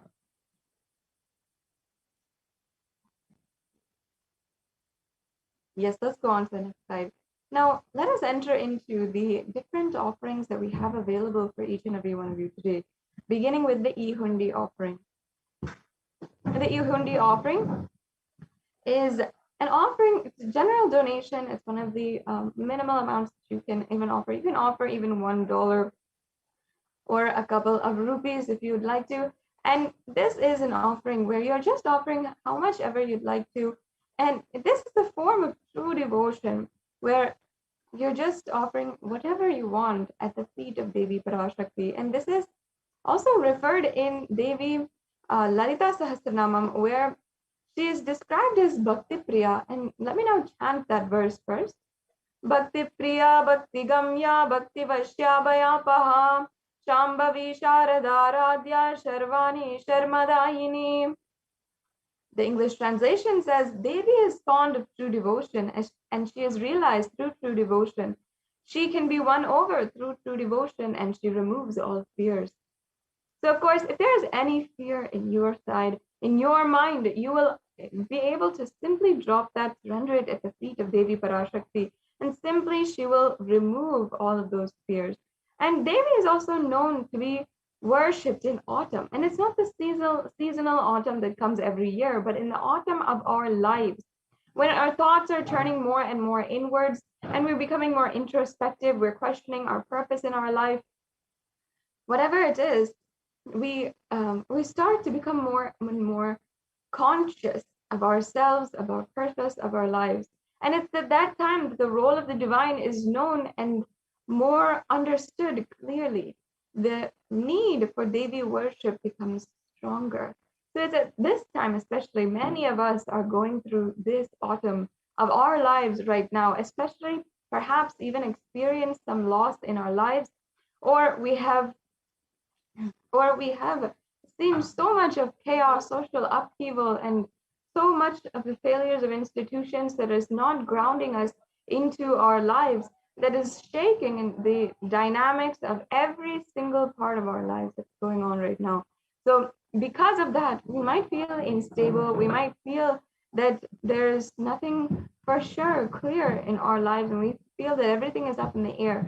But understand that the only thing that is there is the grace of the divine, and Devi Parashakti herself is manifesting in order for you to understand that and feel that today. So you can make this Ehundi offering. Again, it's a general donation, and it can also be made through the payment links, or it can be made through the payment on the YouTube Super Chat, another option for each and every one of you. The next offering we have is the Sankalpa chanting. And the Sankalpa chanting is a conscious resolution that is chanted. This is a general offering that can be made, and not just for Devi Parashakti, but in general as well towards the Supreme Pontiff of Hinduism. For any deity, for your Ishta Devata, this Sankalpa can be offered for them to manifest in your life.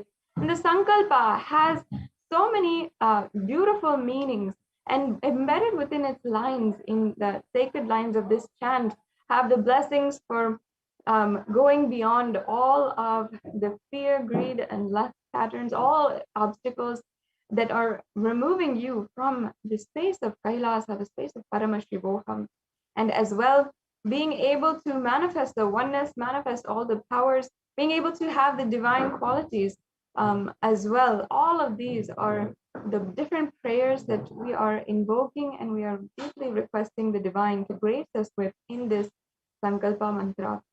So in the Devi Mahatmyam, chapter 12, verse 34, there's a verse, and I'll just be reading out the translation here. It says, "The goddess enchants this universe, and she herself gives birth to this universe. That goddess, being prayed without interest in anything, gives the knowledge that leads to salvation and gives wealth in the materialistic sense." So as you can see, without asking any or having any conditions, or without having any vested interest, Devi Parashakti showers her blessings on us. Yes. And the next offering we have is the Sahasranama Swarnakastu. And this offering is referenced from the Lalita Sahasranamam, verse 731, where Devi Parashakti is described as Nama Parayana Prita, meaning she who likes the repetition of her various names. This is an offering of the 1008 names of Devi Parashakti, and it's a very special and unique archana offered to the Mahameru of Devi Parashakti. You can offer a gold coin inscribed with each and every one of these names of the 1008 names of Devi Parashakti, and receive the blessings to manifest each and every one of these Ananta Kalyana Gunas, all these divine qualities of Devi Parashakti in your life. Yes, let's go on.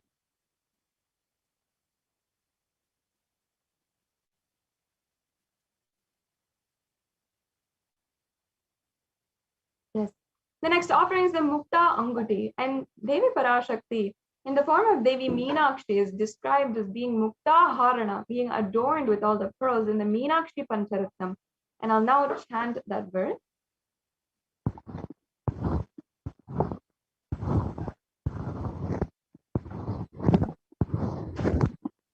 Yes.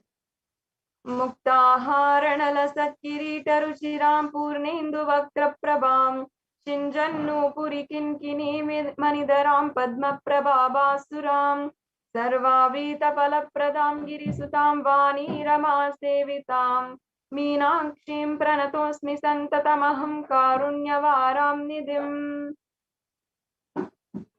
And the English translation says, I bow down to the goddess Meenakshi, whose crown of garlands of pearls and face shining like the full moon, who wears anklets that are studded with gemstones and has small bells, who is shining like the splendor of a lotus, who grants all the wishes, the daughter of the mountain, who is worshipped by goddess Vani and Rama. I remain ever bowing to the goddess Meenakshi, the ocean of compassion. Such a beautiful verse.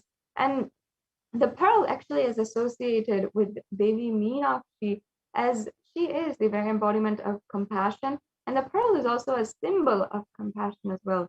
So you can offer this beautiful Mukta Anguti, the finger ring with a pearl, and you can offer it as well, and literally be blessed with all of the compassion of Devi Parashakti being showered upon you in all of your business endeavors and all of your ambition in your life. Yes, let's go on to the next.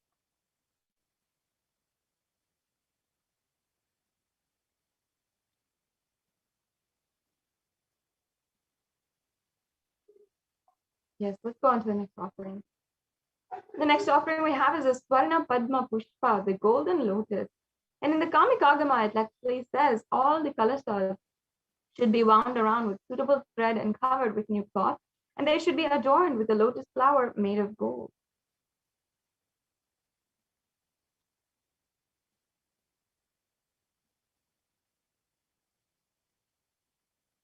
Yes, we can go on to the next slide. And actually, there's hundreds of scriptural references for the lotus in the worship of Paramashiva. And everything, almost everything, even the mudras and asanas used during the worship always have some association with the lotus. And even during the offerings, not just the lotus flower, but also the lotus leaf, the lotus pericarp, the lotus petals. Everything has a significance and is used during the offerings. And this is because lotus is considered as a divine flower. In any different situation or different kind of environment that it is, the lotus has and retains its divine qualities. And that is actually what is considered as divine. The very nature of the lotus being able to be so elegant and so beautiful, no matter what kind of background or no matter what kind of adverse situation it is put in. And that is even the quality of Devi Parashakti, which is highly revered and which she embodies. So you can offer this golden lotus in any size that you wish and be blessed to have the state, space, powers, and being of Devi Parashakti like the divine lotus, and be able to radiate that elegance and radiance and resilience in every adverse situation of your life. Yes, let's now go on to the next offering. The next offering is the Swarna Metti, and that is the gold toe ring. In popular culture today, the toe ring has become very fashionable. However, the root of this custom, this tradition of wearing the toe ring is actually from Sanatana Hindu Dharma. And it goes back to Devi Parashakti herself being adorned with the toe ring. And that goes back to this very verse from the Saundarya Lahari. And I'll just be chanting that verse briefly. Nakhadiditi samchana namajjana tamo guna Pratadvaya pravajala parakrita saroruham. And the English translation says, you whose brightness from toenails destroys the darkness of ignorance from the minds of your devotees who prostrate at your feet, you whose brightness from your 2 feet overpowers that of the lotus flower. Yes, let's go on to the next slide. So this Swarna Metti can be offered, and as you can see, literally Devi Parashakti's toenails have the power and grace to be able to remove all the darkness, all of the ignorance from your life, and place you in the constant gratitude. So just for her grace, we adorn her toenails and we worship her feet. So in that way, you can offer this Swarna Metti and offer the toe ring to Devi Parashakti and be in constant gratitude for receiving her blessings, even in the most difficult aspects of your life. Yes, let's go on to the next slide. The next offering is this Swarna Mantika. Again, another very precious pure gold piece of jewelry. And in again, she is Devi Parashakti is referenced as the Shuddha Sarabi Varshani, meaning she who makes the nectar flow from all of our nerves from the Sahasrara, and she who gives a very pleasant experience of the ultimate. The Mangtika represents that nectar flowing from the Sahasrara Chakra, which is fully open. And for those of you who don't know, the Sahasrara Chakra is the 1,000-petaled lotus chakra, the energy center at the crown of our head. And this beautiful verse describes how Devi Parashakti literally has the 1,000-petaled lotus open, and she is literally described as being the one who gives us that very pleasant experience of the ultimate. So you can offer this Swarnamantika and be in the complete completion and have that overflowing gratitude as well, and be blessed to receive the blessings of Devi Parashakti. Yes, let's go on to the next offering.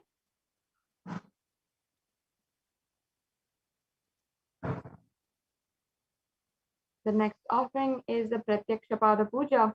And here you're not just offering to Devi Parashakti, but also the very form of the Guru himself. And there's numerous scriptures, whatever it is, the Guru Paduka Stotram or the Guru Gita, that speaks about the values of the Guru Tattva, the Guru, the principle of the Guru. And the Supreme Pontiff of Hinduism himself has described his beautiful Guru-disciple relationship with Arunagiri Yogeshwara, and has initiated millions of us disciples across the world into manifesting this beautiful relationship, which can literally transcend us to the ultimate. So you can offer this Pratyakshapada Puja. This offering many times is offered once or twice a year by the Kailasians, and you can offer this Pratyakshapada Puja and receive all the auspiciousness and blessings of the Yajama for the Yajaman of the Supreme Pontiff of Hinduism. The next offering is the Vastra Seva. The Vastra Seva is the sacred adornment or the sacred cloth which is offered as well to the Supreme Pontiff of Hinduism. You'll again also be blessed with all the auspiciousness in your life with this offering. Yes. So now this brings us to a conclusion to the array of offerings that we have available. And in the next slide, you'll be able to see a summary of all of the offerings. And as you can see, all of these offerings have a very value, each have so much of value, sacred context, and are ultimately the way that you can manifest oneness with Paramashiva and Parashakti, literally experiencing Paramashivoham. And as you can see, from the Egundi offering until the end, until the Vastra Seva, we have so many various levels, different offerings and options that you have. You never need to feel insufficient in any way or unable to make an offering if you want to. You can make an offering and you can experience this extremely beautiful grace and blessings of Devi Parashakti today. Yes. Now let's go on to the next slide. Yes. So as you can see, we have a 3-stage step where this is the pre-payment process, the payment process, as well as the post-payment process. So the first stage, if you are interested in making this offering, before you are even ready to make the payment yet, perhaps you're just interested and one of these offerings has piqued your interest, has made you, spark that yearning inside of you in order to make one of these offerings and be able to adorn the goddess herself, Devi Parashakti, with these offerings. You can make the intention form at tiny.cc/BHAVASAMADHI. You can fill out this intention form, and you can ensure that you are make sure that you are filling this out, and you will be making the sankalpa, the conscious resolution to make an offering today. So, and the next options you have here is if you are ready for the payment, you can make the payment at tiny.cc/Devi-offerings. In this link, you will be able to see the various different offerings that are available. You can select that, and then there's this, just a few clicks, and you can fill out your payment information and then make your payment. It's a very easy process, and many of us are used to online shopping. It's very much like that. So you can go ahead and make your payment in that same way. Finally, if you would like to, if you have already made your payment, once you are done with the payment, make sure that you have submitted submitted your details for the puja. And that is your names and the names of the people on behalf of whom you're offering this puja. And this is very important last step. It ensures that your names are chanted during the puja. So you can go to tiny.cc/sankalpa2021 and ensure that you are making this form as well. So now this brings us to a conclusion of this segment in today's program.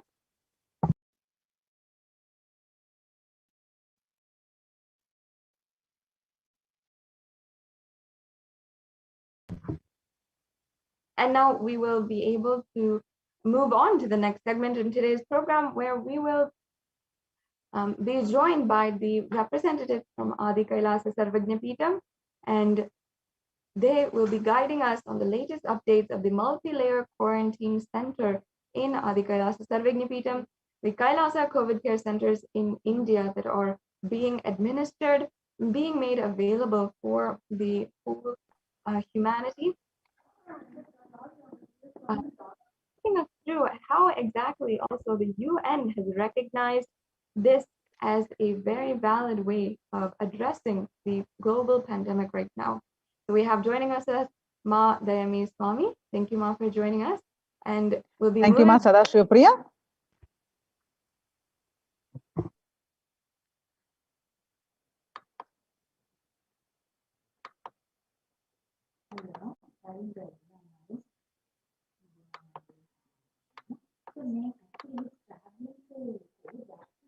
Yes, Nithyanandam, everyone. Welcome back. For this segment of this program, Kailasa's Department of Enlightened Civilization presents the Kailasa's multi-layered quarantine opportunity for India during the COVID-19 as a practical solution resulting in health, joy, and bliss. With the blessings of the Supreme Pontiff of Hinduism, Jagadguru Mahasannidhanam, His Divine Holiness Bhagwan Nithyananda Paramashivan's blessings, let's start with the Sadguru Vandana. Nithyanandam Paramasugadam Kevalam Jnanamurtim Dvandvatitam Gagana Sadrusham Tattvamasyadilaksham Ekam Nityam Vimalamachalam Sarvadi Sakshibhutam Bhavatitam Triguna-rahitam Sadgurum Tam Namami.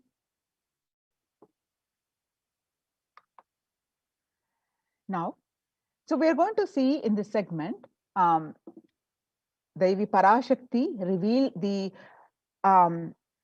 mental status of the COVID-19 pandemic due to that across the world, how the people are suffering and what needs to be done, following the doing the yoga, following the spiritual practices, and what Supreme Pontiff of Hinduism revealed of these in detail descriptions, and how he established the temple ecosystems across the world, which has become the Kailasa's de facto embassies to protect each one of you from this pandemic, which is resulting in health, joy, and bliss.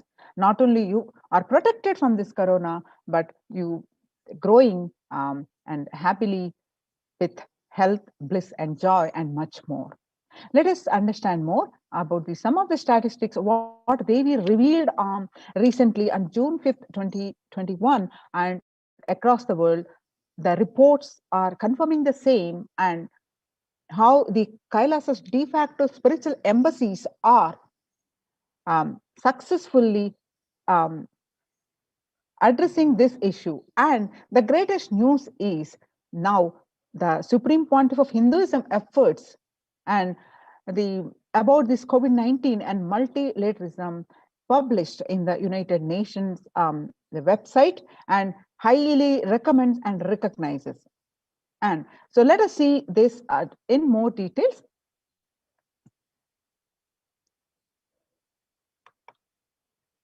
The revelations to the world by the Devi Parashakti on June 5th, 2021.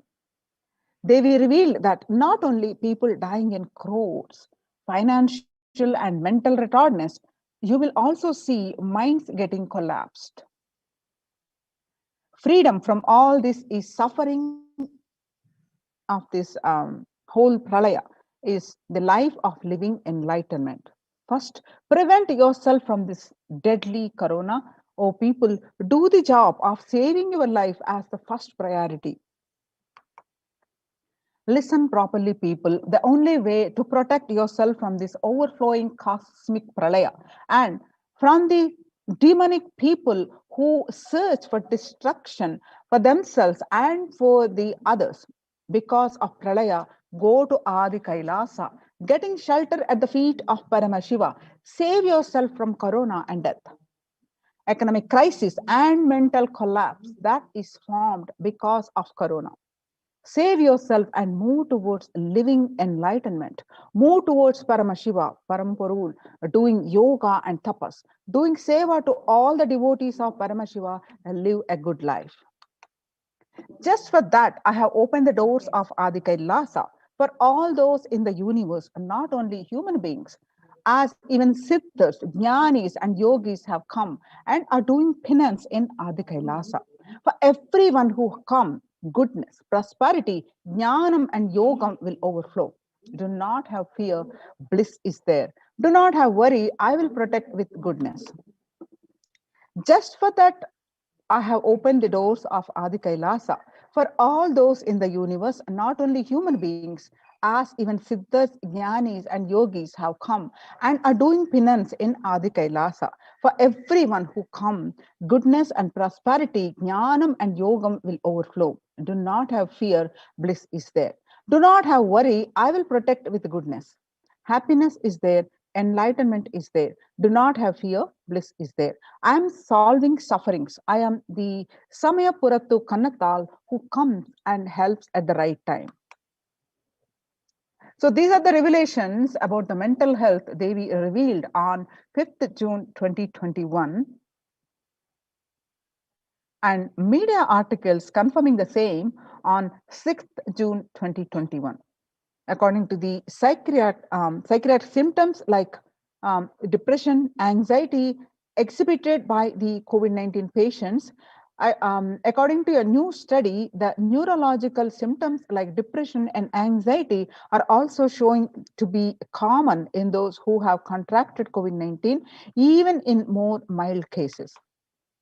The revelations on the mental health by Devi on 5th June and media articles BMC Psychology confirming the same on 8th June 2021, which is impact of COVID-19 on the mental health of US college students. The results indicate that the students closer to graduating faced increases in anxiety, which is 60.8%, feeling of loneliness, which is 54.1%, and depression, which is 59.8%. Many reported worries for the health of loved ones. The most impacted their mental health status, which is the 20%. And they need to take care of the family most affected current and future plans, which is 31.8%. Almost one half of students took to exercising and other remedies. The revelations of the Devi on the mental health on June 5th, and the researchers confirming the same on 10th June 2021. The rates of anxiety and depression among college students continue to soar, the researchers say. The researchers at the Dartmouth College, who have tracked the moods and behaviors of about 200 college students for 4 years, say stress levels are at their highest. The Dartmouth College researchers began tracking 217 students when they entered the school at freshmen in 2017 in the hopes of understanding how they behave. They have seen students' stress levels rise and fall, usually in tandem with midterm and final exams. But since the onset of the coronavirus pandemic, the rates of depression and anxiety have soared and have showed no signs of calming down, said Andrew Campbell, a researcher and a computer science professor. Now, the psychology today on coronavirus, the psychological trauma and PTSD event. how this pandemic will result in trauma responses. Much has been said about the mental health crisis that is occurring related to the coronavirus pandemic. Much of this information has focused on the all consuming anxiety, panic, and fear that many are experiencing. While this is important and needs to be at the forefront of discussions, something that has not been discussed is the psychologically traumatic nature of what our nation, our world, and is experiencing.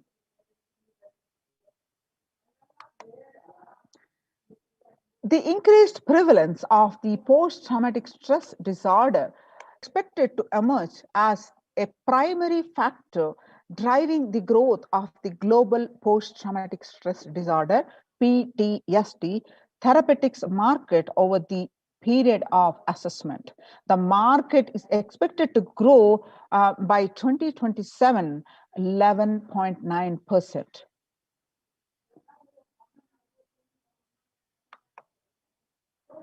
The CNN on coronavirus pandemic's impact on global mental health is already extremely concerning. The United Nations says the CNN there is a high prevalence of mental distress in countries across the globe due to the coronavirus pandemic, especially among the healthcare workers and children. According to the United Nations and the World Health Organization, the impact of the pandemic on people's mental health is already extremely concerning. The World Health Organization Director General Tedros Adhanom said in recent news release. It is now crystal clear that mental health needs must be treated as a core element of our response to and recovery from the COVID-19 pandemic, Tedros added in a news release to CNN. How to address these mental issues? The Supreme Pontiff of Hinduism revealed so many of his public satsangs, and Devi Parashakti also revealed do yoga and do serve the Paramashiva, do the spiritual practices. Now, how the yoga helps us, let's understand. People who practice yoga experience less anxiety, less depression, and fewer symptoms of post-traumatic stress disorder. Yoga also improves well-being, including increased gratitude, relatedness, acceptance, centeredness, empowerment, self-esteem, compassion, self-awareness, and hope. Yoga can help us to manage stress and self-regulate, an important tool in the current time. We are all equipped with the innate coping strategies for responding to stress, but sometimes our stress response can become out of balance. We are living in a world that regularly activates our sympathetic response, the body's way of responding to stress, sometimes called fight or flight. This is balanced by our parasympathetic response, the way our body helps us to rest and relax. Yoga can help bring our parasympathetic response back online and allows us to find balance. Activating our parasympathetic response brings us into a more restful space and allows us to find calmness, connection, and compassion. The deep, mindful breathing of yoga and meditation stimulates the vagus nerve, which activates the parasympathetic nervous system and supports self-regulation and stress management. Yoga can be a valuable tool for self-care, especially in challenging times. Yoga is now being used as an empirically based treatment, often in combination with other interventions, but with benefits for both physical and mental health.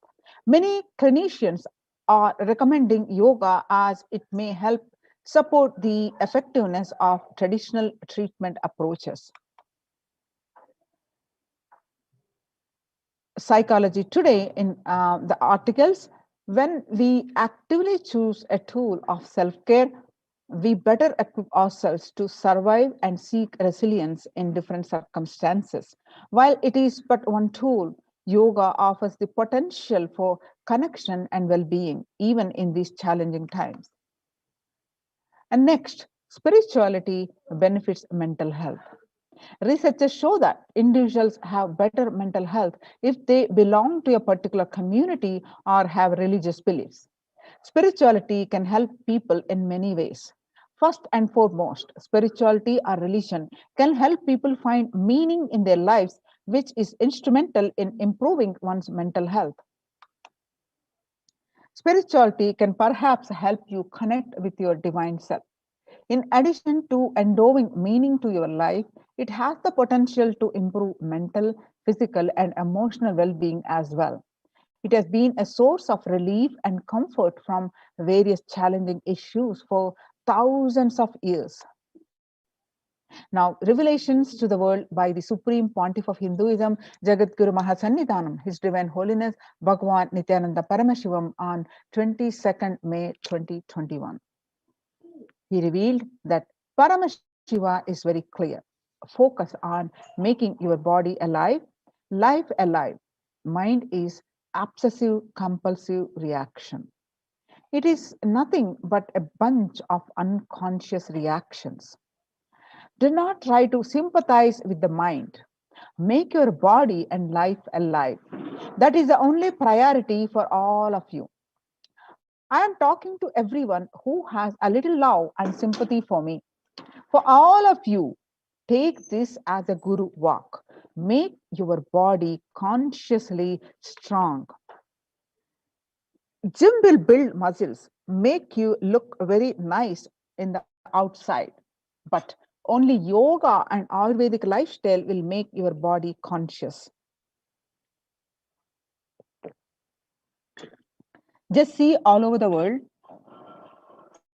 all the gym bodies are just dropping dead. Only yoga will make your internal organs strong and your ability to manifest consciousness strong. Let me give you the solution from Paramashiva to protect yourself from this whole pralaya, not just from corona.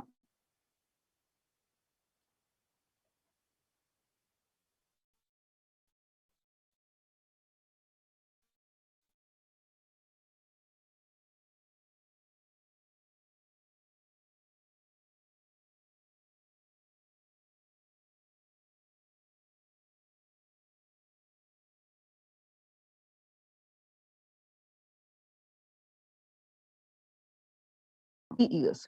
I have enough evidence that 3 years back I trained the whole Kailasa.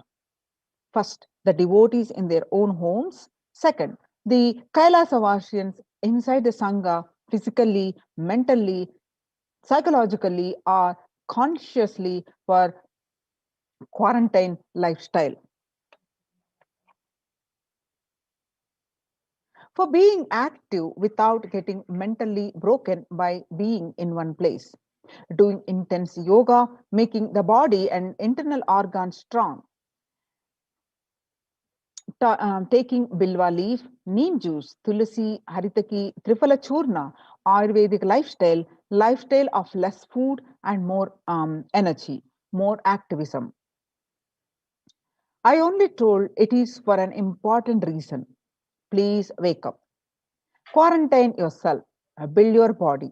Don't bother about your business or any other profit and anything else. This year, if you are alive, that is the greatest profit. Now, let us see what Devi revealed, the Supreme Pontiff of Hinduism revealed, has been consistently emphasizing the importance of doing yoga, doing the spiritual practices and quarantine lifestyle, and successfully the Supreme Pontiff of Hinduism has been successfully implemented in his de facto spiritual embassies across the world, and especially in India, it is open to one and all the Kailasa's de facto spiritual centers, and the fair amount of success has been achieved by these spiritual centers, and it is now recognized by the United Nations, and it published in his website the recognizes Kailasa's report on COVID-19 and multilateralism. You can see the screenshot from the Supreme Pontiff of Hinduism's Facebook page. You can see some more screenshot of this detailed report. You can go ahead and click on the Supreme Pontiff of Hinduism's Facebook page and click on this article and read the thorough report, including the supporting various documentation, the articles. The report published on their website, the United Nations website, https://www.ochr.org. Adi Shaivite minority tradition and the globalization of disease has led the world to be only as resilient as the least resilient country and person, especially for highly contagious COVID-19, which has spread the scale of and severity not seen since Spanish flu. The variants of the virus, such as Delta and Delta plus Epsilon, Gamma, and such, continue to threaten even those vaccinated. Secondary diseases such as black fungus are targeting COVID-19 patients and killing almost 1 in 2 persons in such cases. In this report, Supreme Pontiff of Hinduism multiple times said in his satsangs that, and which is published and recognized by the United Nations, that human life is more precious and important than all economic principles or systems in totality, because all these concepts are legitimate only because of their utility value, which is to fundamentally make human life better. At least until this ongoing crisis ends, all economic policies related to money, banking, fixing prices of commodities, etc., need to be revised to make sure no human being suffers from hunger or the absence of required medical care. For this purpose, Kailasa has presented a detailed report on effective solutions for COVID-19 through the multilateralism that was published by the United Nations in their website, ochr.org.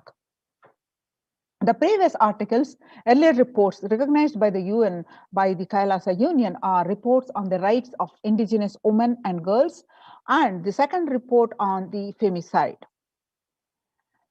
Now, let us see a detailed report by the Adi Shaivite minority tradition, which is also called ASMT, Hindu Community Kailas Union, which was submitted on in the month of June 2021.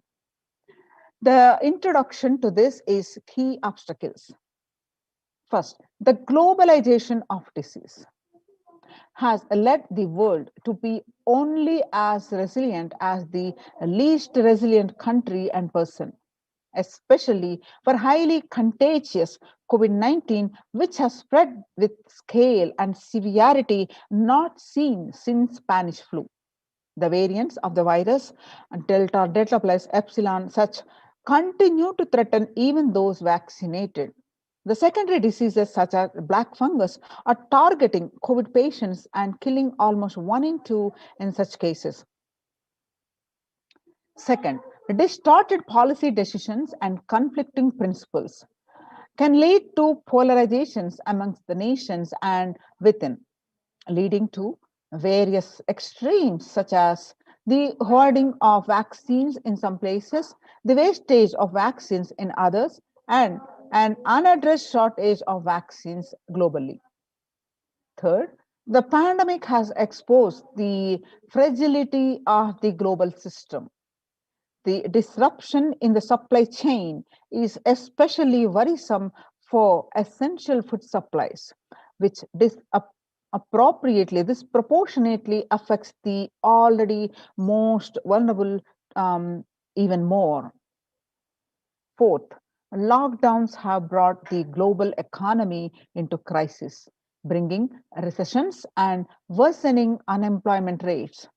Frequent lockdowns and the ongoing threats of famine, especially in the countries where employment is predominantly informal, are exacerbating worries that starvation may cause more suffering than the virus itself.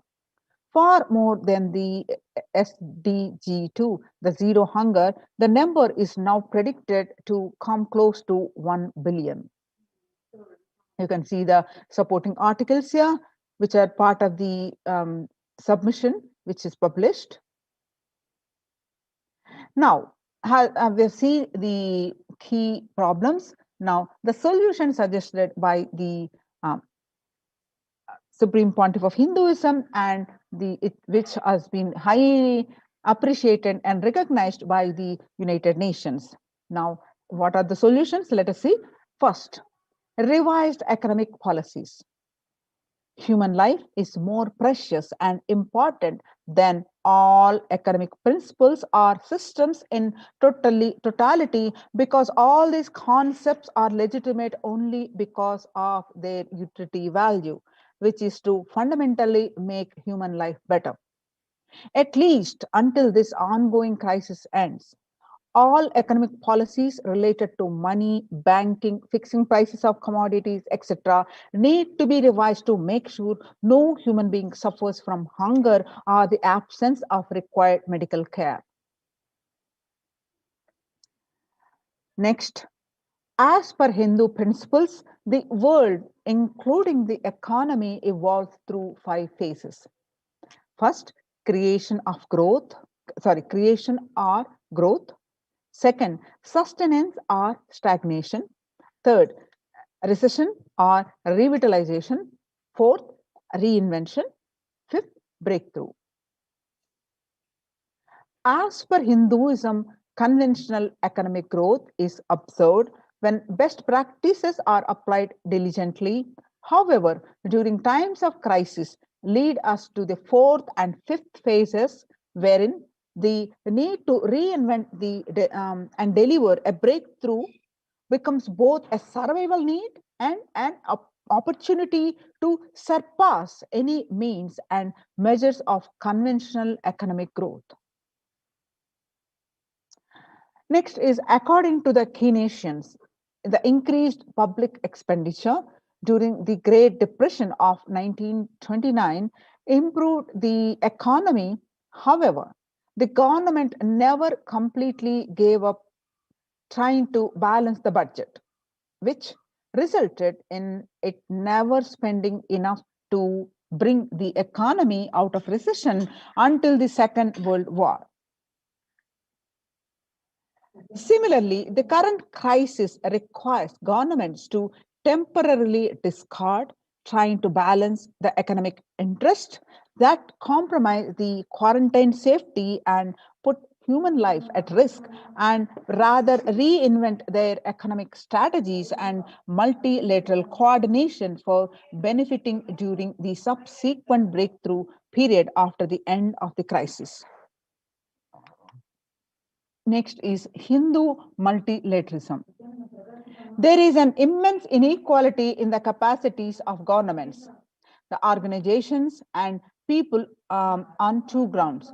First is health response, second is economic recovery.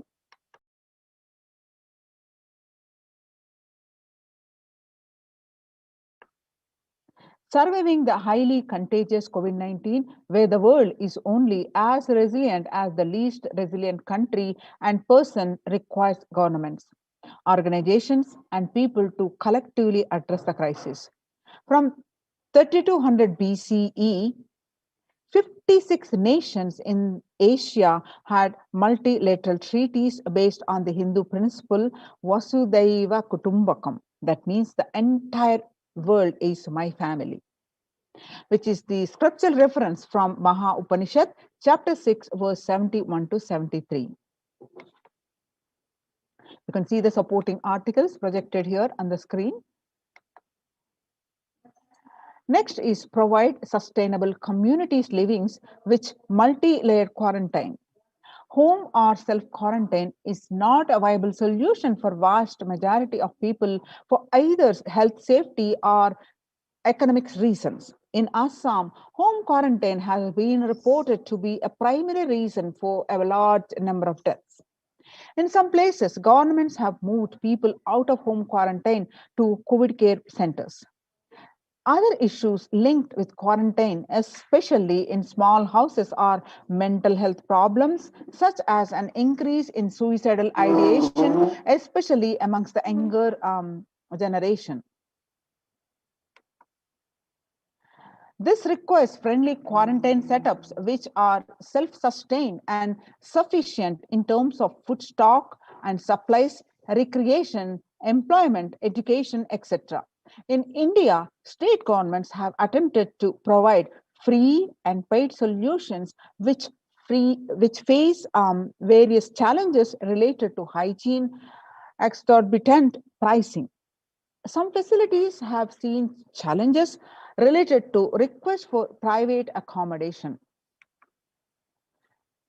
Empirical townships such as Araville have demonstrated a fair amount of success in creating a friendly, safe, and compliant quarantine facility. However, solutions such as Araville are not open to the public. For 2 decades, the leader of the ASNT Hindu community, the Supreme Pontiff of Hinduism, Jagat Guru Mahasannidhanam, His Divine Holiness Bhagwan Nithyananda Paramashivam, had been creating townships like Araville across more than 100 cities in several countries. Most of these townships, such as the ASMT Monastery, India, Bangalore, have been open to offer multi-layer quarantine as free public service with the free food and accommodation, free internet to work from home, that is monastery. The ASMT community has seen a fair amount of success in this township with 0 reported cases of COVID infection in the past 2 years and has already saved many lives. The Supreme Pontiff of Hinduism, Nithyananda Paramashivam, has urged citizens worldwide, especially from the regions severely affected by the pandemic, to protect themselves as the topmost priority and avail these free quarantine facilities that the community has created, especially as home quarantine has failed for many and is known to be a primary reason for large number of deaths in many scenarios.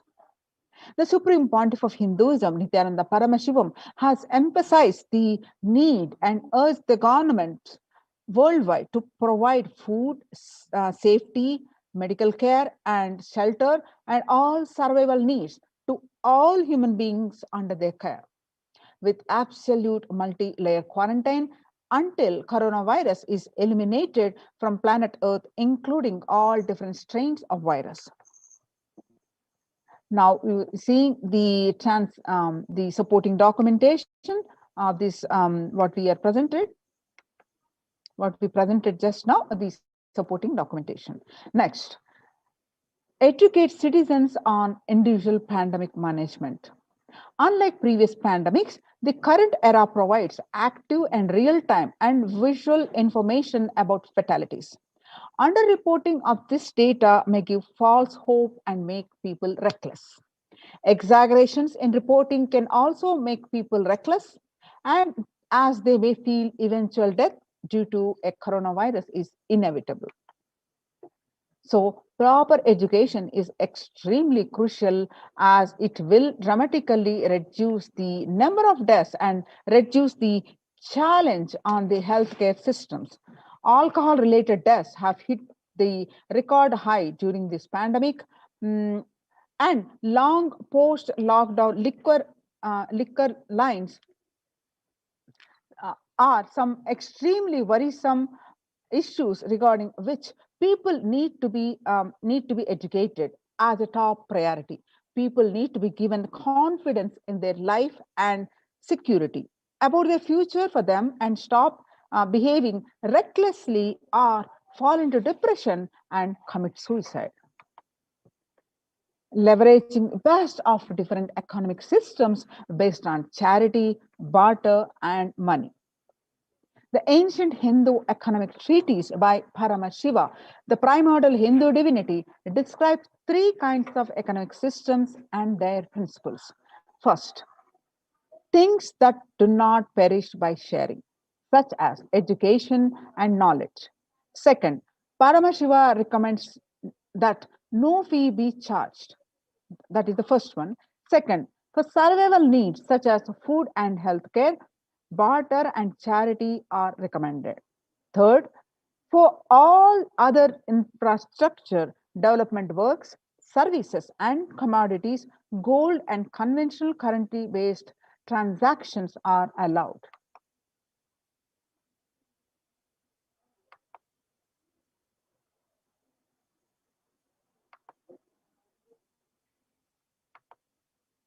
These systems are still in practice in the modern day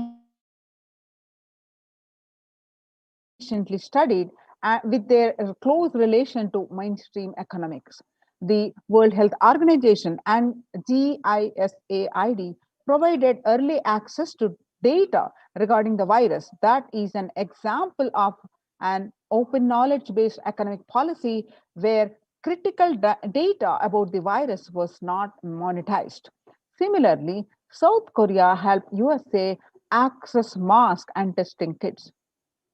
And there was a hope that this would lead to a reciprocal arrangement in terms of vaccines, which is like a barter-based model allowed in food and healthcare. Next is Hindu policies for food security. A highly effective concept for ensuring food security in ancient Hindu nations was that of the food grain banks. There were prevalent until 18th century. The elderly in villages would start food grain banks with a seed capital of grains collected by fundraising. And if any person met with a crisis such as crop failure, a food grain bank would lend him grains in exchange for an interest.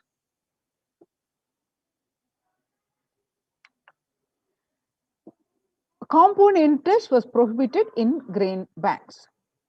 So, with the debtor was expected to return with the principal grain amount during the next harvest. The bank would expand its reserves of food grains based on interest earned and donations. At the time of severe crisis such as famine, the entire village would be able to withdraw these grains, and if required, all such grain loans would be written off on humanitarian grounds. In Hindu temples, food is shared for fee as policy. This was the case in both ancient times and in modern times. For 27 years, every month, the Hindu ASMT community has served more than 3 million free organic meals in religious gatherings to everyone without discrimination and has served over 1 billion free meals in total. Such private and public efforts are crucial in ace the threats of starvation, which is estimated to hit 1 billion people worldwide. Next is monitor global health. The crisis requires governments to take aggressive, proactive measures to monitoring health. Smartphone applications have been used by the governments that are based on health code color systems that categorize individuals into 3 color groups based on their health status and travel history, and then determine whether they need to be quarantined. Now you're seeing the supporting documentation published in this article by the United Nations. Through their privacy-related concerns associated with these approaches, some of these measures, such as agile daily reporting systems for accounting of newly suspected diagnosed asymptomatic cases, number of deaths, and generating area-wide statistics, have played an important role in proactively responding to curb the spread of the disease and are being considered for implementation by various countries. Now you're seeing the supporting documentation. Next is traditional medicine. Excuse me. In Hinduism, nature and planet Earth are respected as living divine mother energies capable of providing us with all our survival needs, that is food, medicine, etc. Through the traditional medicines such as TCM and Ayurveda are effective in addressing COVID-related issues. And a few years ago, a Nobel Prize was awarded for scientific work-based traditional medicines. The mainstream Western medicine has chosen to characterize Ayurveda as pseudoscience and TCM as unscientific. Such demeaning of traditional medicine systems have led nations to consider taking defensive unilateral decisions to protect their interest. The outright rejection of the traditional medicine is not wise, and such policies should be revisited, especially as these medicine systems are time tested and have kept people healthy for several generations. Kailasa Union recommends governments worldwide provide solutions like Kailasa's Hindu medicinal care, which includes completely free of charge services such as Ayurveda, Yoga, Siddha, Western medicines, and the multi-layered quarantine for complementing their ongoing public health efforts. You can see the supporting documentation here are projected.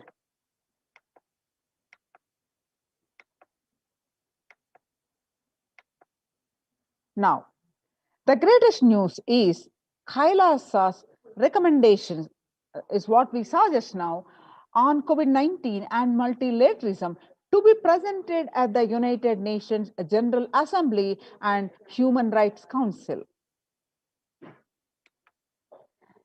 I can see the picture of the United Nations General Assembly. Kailasa's report and recommendations on an international treaty on COVID got accepted and published by the United Nations. Surviving the highly contagious COVID-19, where the world is only as resilient as the least resilient country, and person requires true multilateralism, the governments, organizations, and people to collectively address the crisis. Kailasa has been successfully providing grassroots solid solutions in multifarious ways, including providing sustainable community livings with multi-layered quarantine, educating citizens on individual pandemic management, leveraging best of different academic systems based on charity, barter, and money, and providing food security and traditional Hindu medicine. These unique contributions have been recognized by the United Nations and were published a few days ago at their website www.ohchr.org. Now that we know the Kailasa is through Kailasa's ecosystem, the Supreme Pontiff of Hinduism successfully implemented the multi-layered quarantine and protecting the people, one and all. So make use of this opportunity and save your life. Sign up and join these COVID protection centers and register now through the link below, https://kailasa.org/Kailasa care. Now let us see the Supreme Pontiff of Hinduism, how he is reviving and the temple ecosystems and what is the significance of this. Let us understand a little bit. Revival of temple sciences and ecosystems. And across India, especially the majority of the temples which have been functioning for ages, like thousands and thousands of years seamlessly, are now closed for an indefinite period due to the rise in the COVID pandemic. The Siddhi examples, let us see, on different states of India. Siddhi and Siddhi Vinayaka temple shut down till further orders. The Siddhi temple administration took the decision after the Maharashtra government announced a weekend lockdown and night curfew in the state to control the spread of coronavirus. The Puri Jagannath temple to remain closed for public. This famous temple, keeping in view of the surge of the COVID-19 cases in Odisha and also in Puri, the authorities of the temple of Lord Jagannath in the pilgrim town on Sunday. Famous temple is closed for devotees since May 5th, as a statewide lockdown was imposed by the Odisha government. The next, all religious places closed for public in Bhubaneswar as the city records the highest daily COVID surge. With the Odisha capital Bhubaneswar registering the highest ever single day spike of 581 new COVID-19 cases, the local municipal authorities declared the closure of all religious places such as the um, temples, mosques, gurudwaras, and churches for devotees till further orders. The Uttar Pradesh, the major Madura temples ban entry of devotees amidst the COVID-19 surge. Two major temples of Sapta Devalaya, the cluster of 7 temples in Vrindavan, and the recently banned the entry of devotees in view of raising COVID-19 cases. Gujarat Somnath temple closed for darshan amidst the COVID-19 surge. In view of surge of the COVID-19 infection, the Somnath Temple Trust has announced that the temple will remain shut for devotees from April 11 for an indefinite period. On the other hand, Tamil Nadu, the South India, Chola era temple murtis beheaded. Murtis of the Chola era temple have been vandalized in Pudukkottai, Tamil Nadu. A devotee who went to the temple was shocked to find all the murtis in the temple in a beheaded state. He lodged a complaint with the local police later. The Kailasa temple in a village in Pudukkottai is said to belong to the era of Kulichunga Chola II. With Shiva as the presiding deity, the temple houses the other deities such as Ganesha, Parvati, Murugan, Krishna, and Nandi. All of these murtis were discovered in a beheaded state a few days ago.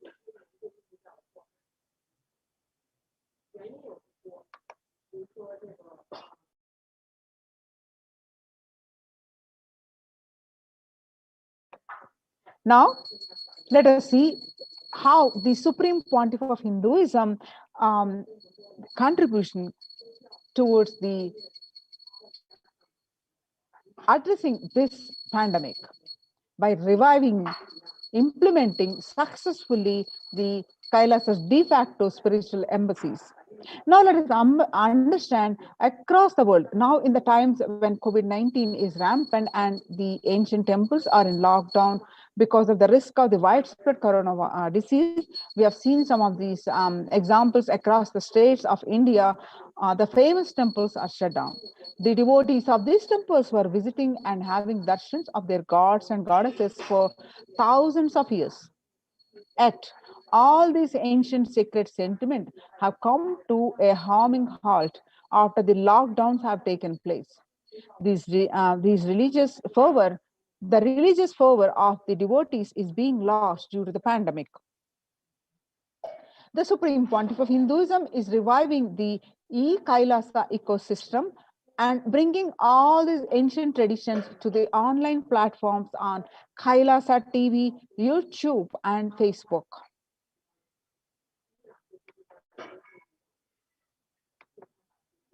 Now, let us understand the signs, the why we deity worship with the blessings of the Supreme Pontiff of Hinduism in his own words. Let's understand. Deities are not mere idols, they are embodiment of ideals. We do not worship the idols, we worship the ideals represented through the idols. When the divine is present before him in a form that he can see, touch, and relate to, the transmutation becomes an easy and joyful process. Second, the deities in a real kshetra are always carved in the form of ancient masters and enlightenment beings. Even though no longer in the body, they can be invoked through the name or form they used while in the physical plane. When we pray to the deity or chant its name, the corresponding divine vibration is automatically awakened and becomes available on the energy plane to guide and bless us. The Supreme Pontiff of Hinduism says, we mastered the science of bringing the divine to the deities and expressing the divine through the deities. The whole science has been mastered in the Vedic tradition. The revival of temples will be the revival of world peace and world bliss. Revival of temple culture, the deity worship, where people are made to look in, that is where the revival of Sanatana Dharma, the Advaita Satya, the truth of oneness is going to happen. The divine manifest in various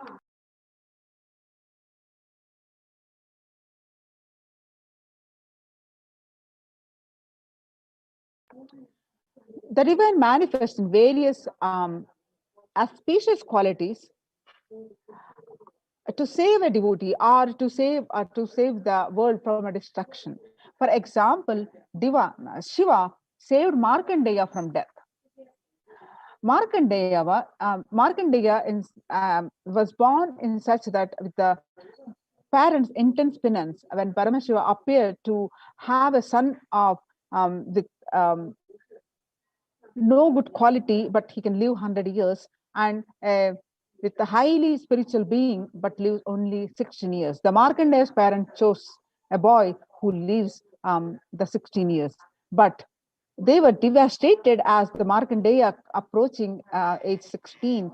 By knowing this, the parents' sadness, the sorrow, the Markandeya decided to please Paramashiva and remove the parents' sorrow. So he intensely prayed Paramashiva. So on the day of his death, expected death, the Lord of Death is Kala. He arrived and was about to take his life away. The Markandeya hugged the Paramashiva linga and prayed intensely Paramashiva. Paramashiva appeared to along with the Devi and protected Markandeya from the Kala and become Kala, the Lord of Death. And that become an independent deity. As Kala, not only Paramashiva saved Markandeya from death, but also has given the boon of the immortality and told him to write the scriptures and blessed him with all the knowledge. And Markandeya gave the humanity the Mrityunjaya mantra. And the same way, Paramashiva danced in ecstasy. As a cosmic dancer, he performs the Panchakrutyas of the creation, sustenance, the rejuvenation, and the pulling out of delusion and liberation finally. And the cosmic dancer, Paramashiva, that becomes an independent intelligence and become Nataraja. Mahavishnu's very action of showering blessings on the world becomes Lakshmi. Brahma's very action of constantly sharing the wisdom becomes Saraswati. So each of the actions of the ultimate becomes independent intelligence and energy. So when you connect with those independent intelligences, those deities, whatever you want immediately happens. Whatever result you want, worship with right those divine energies who are the personification of those specific actions. Immediate results are achieved by connecting with those deities. In this world, this can be a powerful method through which you can achieve whatever you want in your life. Join now in these COVID care production centers. Register now through the link below, https://kailasa.org/Kailasa care. I repeat, https://kailasa, KAILAASA, kailasa.org/Kailasa care, KAILASA CARE.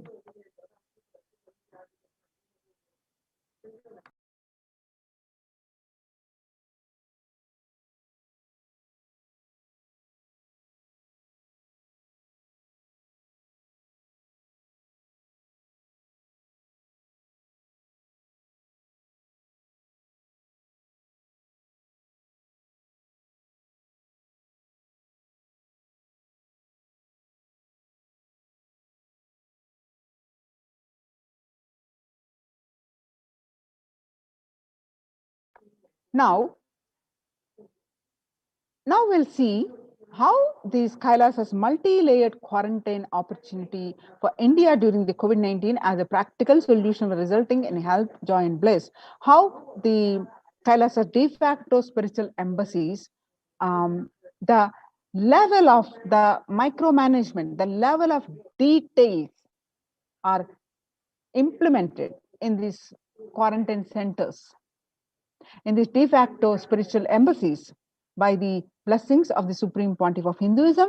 Let us understand more about this. Let us understand what Devi revealed in recently about the Krimi Bhojanam.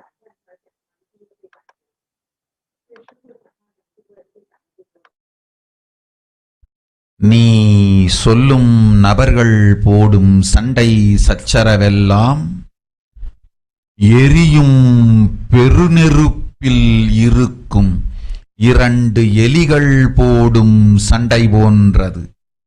யார் சரி யார் தவறென்பது இப்பொழுது முக்கியம் அல்ல. உயிர் காத்துக் கொள்ளுங்கள், எல்லோரும் நன்றாய் புரிந்து கொள்ளுங்கள். நன்மையைச் சொல்லுகின்றேன், உண்மையைச் சொல்லுகின்றேன். இந்திய நாட்டில் இருக்கும் மக்கள் எல்லோரும் கேளுங்கள்.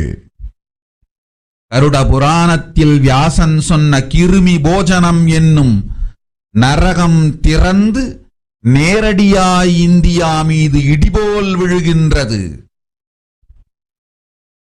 ஆதி கைலாசத்திற்கு ஓடிச் சென்று வருமுன் காத்துக் கொள்வது மட்டுமே ஒரே வழி. கொரோனா பெருந்தொற்று கொள்ளை நோய் கிருமி போஜனம் எனும் நரகத்தை பூமிக்கு கொண்டு வந்து விட்டது. அகோர தாண்டவத்தின் ஆட்டம் யாராலும் அடக்க முடியாத அளவிற்கு ஆரம்பித்து விட்டது. புதிதாய் உருக்கொண்டிருக்கும் இந்த நுண்ணுயிரி மைல்கள் கடந்தும் காற்றினில் உயிரோடு இருந்து மற்ற உயிர்களையும் அழித்து உடல்களை தின்னும் பெரும் வலிவு கொண்ட பேரசுரர்களாய் வலம் வரத் துவங்கி விடுகின்றது.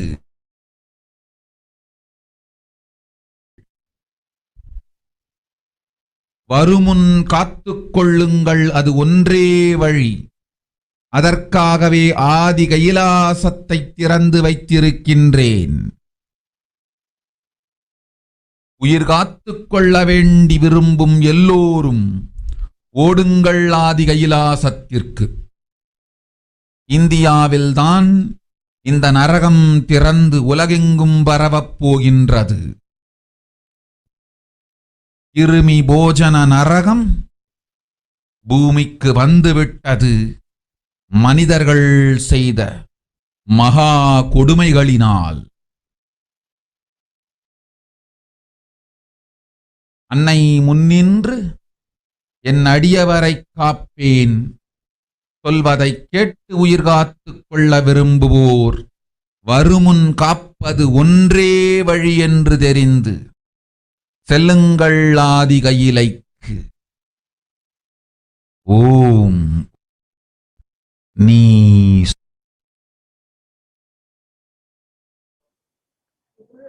Now let us see the translation of this, of Devi Parashakti's Akashic readings on 31st May 2021. Everyone in India, all of you listen. The hell of Krimi Bhojanam that was mentioned by Vyasa in Garuda Puranam has opened and is directly falling on India as thunder. Running to Adi Kailasa and protection from it is the only way. Deadly corona life-taking disease has brought the hell known as Krimi Bhojanam to earth. The dance of Aghora Thandava, which no one could control, has started. This microorganism that has formed will be alive in air for miles together. Destroying other souls, it will eat bodies. It has started roaming as the great demons with tremendous strength. Understand properly. Prevention is the only way. For that, I have opened Adi Kailasa for those who want to save their lives. All of you run to Adi Kailasa. Only in India, this hell is going to open and is going to spread to the whole world. This Krimi Bhojanam hell has come to the earth because of the sufferings done by the humans. Mother, I will protect those who at my feet. Those who listen to me and wish to save their lives, learning that prevention is the only way, go to Adi Kailasa. The various scriptural references of this Krimi Bhojanam that Devi mentioned in the Akashic readings is Krimi Bhojana is one of the 28 hells described in Hindu scriptures, where people are sent to suffer in a pit to be eaten up by the worms. In Garuda Purana, one of the chapter, Cosmogony of Hell and the Nether Regions, the Devi Bhagavata Purana, chapter 21 on the narrative of hells, chapter 22 on the narrative of the sins leading to hells, the Shiva Purana, chapter 16, uplift from the hell, section 5, in Skanda Purana, chapter 12, redemption from hells, chapter 2 of the merit of visiting Setu, chapter 30th, the glory of Danishkoti. The Brahma Purana, chapter 20, hell in nether regions, and chapter 106, sufferings in hell. The Padma Purana, chapter 48, section on the nether world.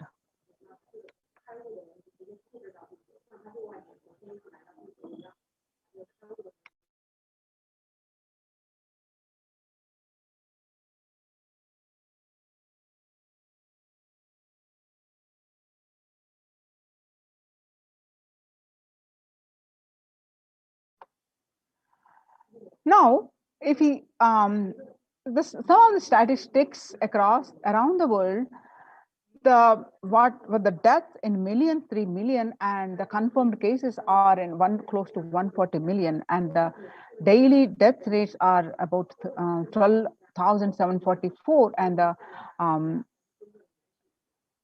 other related so many current state of the world statistics you can see here.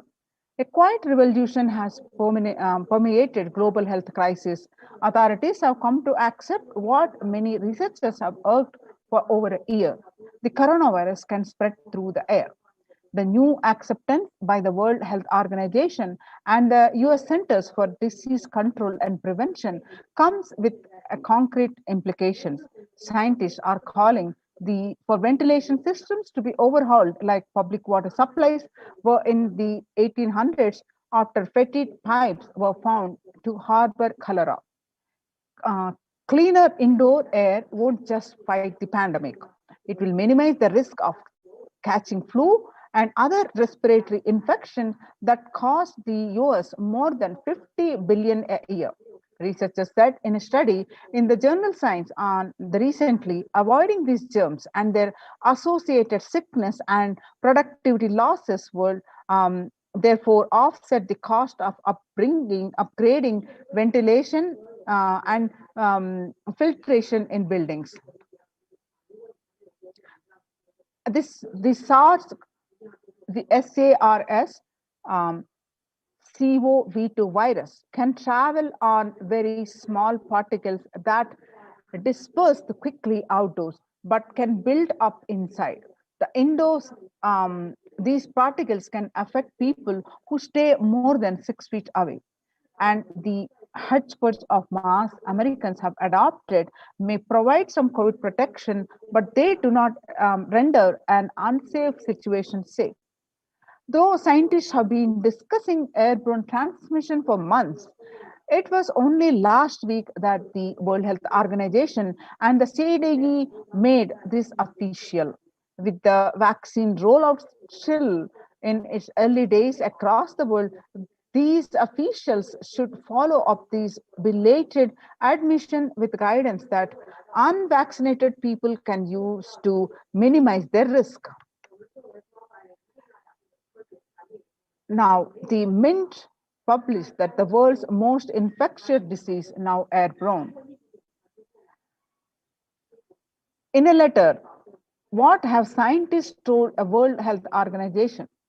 How does the disease pass from one person to another?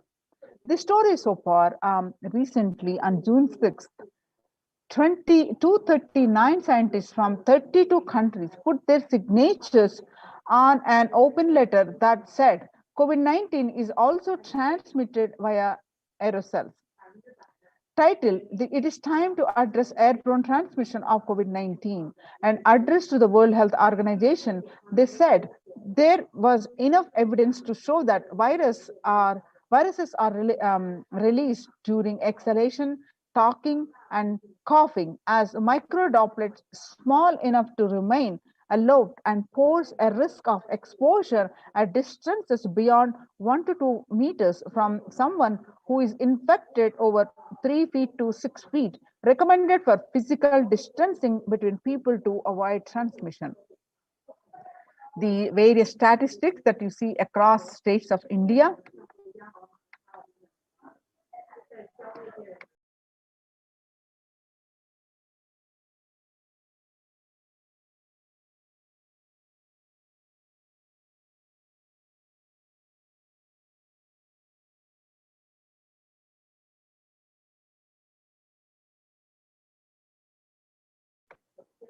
Now, the home quarantine is not possible in India. The statement made by the Indian government. The home quarantine is prime reason for a large number of deaths in Assam. The Himanta Biswa Sharma, the Assam Chief Minister Himanta Biswa Sharma, said that the home quarantine is one prime reason for the large number of deaths and during the second wave of COVID-19 in Assam. The death Assam witnessed the 92 deaths, which has the highest single day death in the state. Sharma said, we have seen more death cases are happening from the home isolation as several people do not have the facilities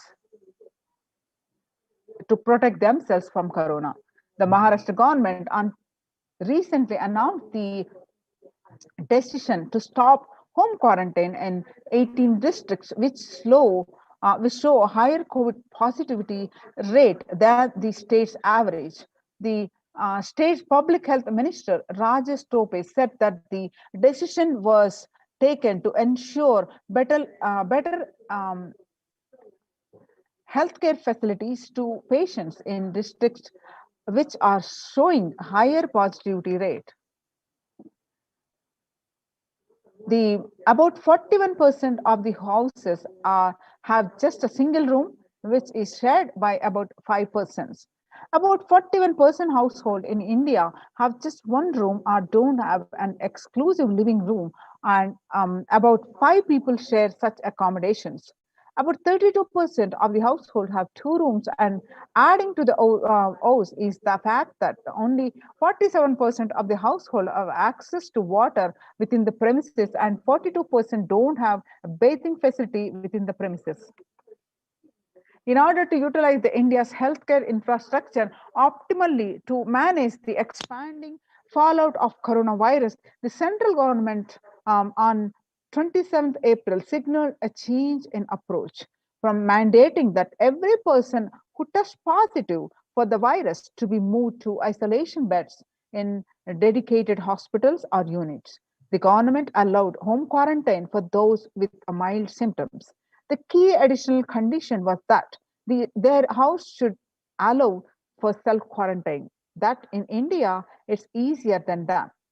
According to the census 2011, about 42% of Indian households were living in houses where an average 3 or more people were sharing a room. In the context of coronavirus, this challenge of physical distancing is greater in rural areas, about 45% of the households, than in urban areas, about 35% of households. Only one state, Kerala, is looking relatively dignified in this metric.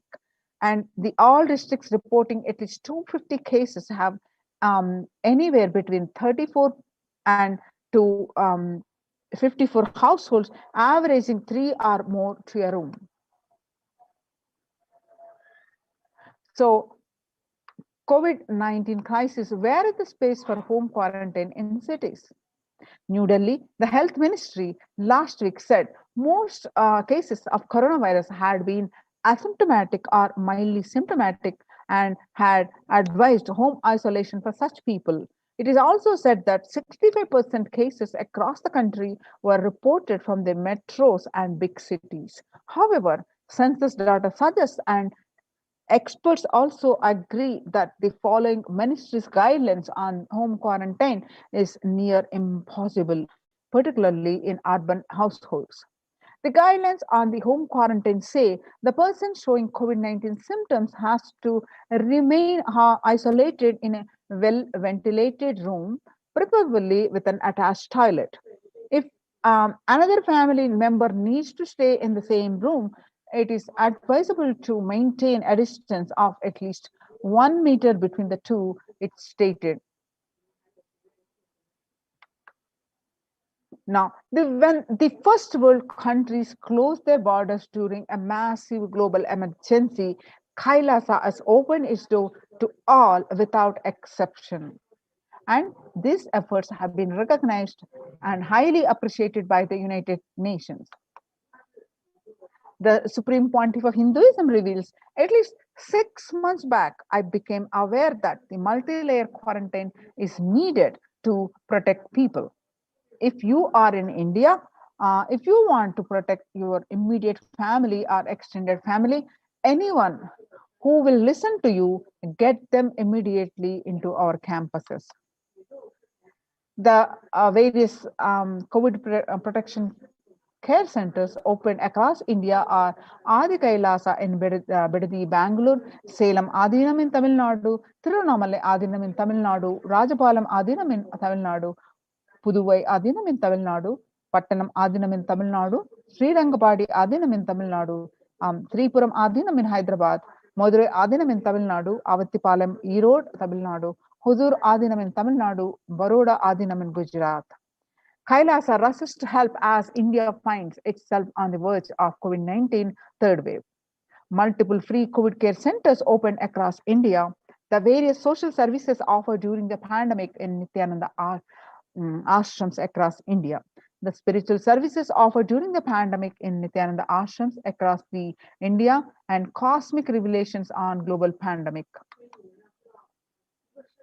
The free social services offered during the pandemic in Nithyananda ashrams across India includes medical care, which includes allopathy, Ayurvedic and Siddha medicine, fire safety equipment medicine, infrastructure to accommodate thousands, accommodation for multi-layer quarantine, emergency ambulances and ICU on wheels, personal protective medical equipment, groceries collected for Annadan, and organic farming.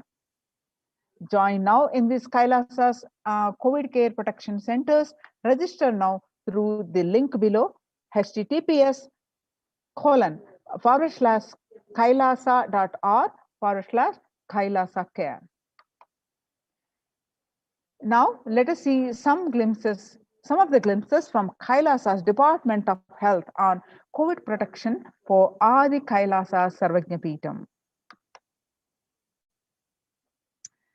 The immunity boosters and COVID care supplements procurement allopathy immune boosters include zinconia, vitamin D, and vitamin C. Through Ayurvedic medicines, immunity boosters are being provided to protect all the residents of Adi Kailasa Sarvajnapeetham. Steaming once a day with tulsi, eucalyptus, nochi, and turmeric leaves. All these herbal leaves are taken from the healing trees here in Adi Kailasa. Twice a week, consumption of Kabasura Kundanir, a mixture of pepper, ginger, and clove, and other ingredients extensively aimed for boosting the lungs, improving the respiratory system, and treating infectious conditions such as cough, cold, and fever. The Neelavambu Kundanir to be taken once a week, Agatya Lehyam 5 days, and Talisadi Vatakam 3 to 4 tablets per day for 5 days, and Indu Ganta Kashayam and Amrutottara Kashayam both for 5 days, 1 teaspoon with 50 ml of warm water. And Sudarshana Kulika once in every 5 days, gargling with salt and turmeric twice a day, and spiritual routine Panchakriya, Haritaki, Castrile, Neem juice, Pradama Vinyasa Krama, Trinetra Kumbhaka, and Puja.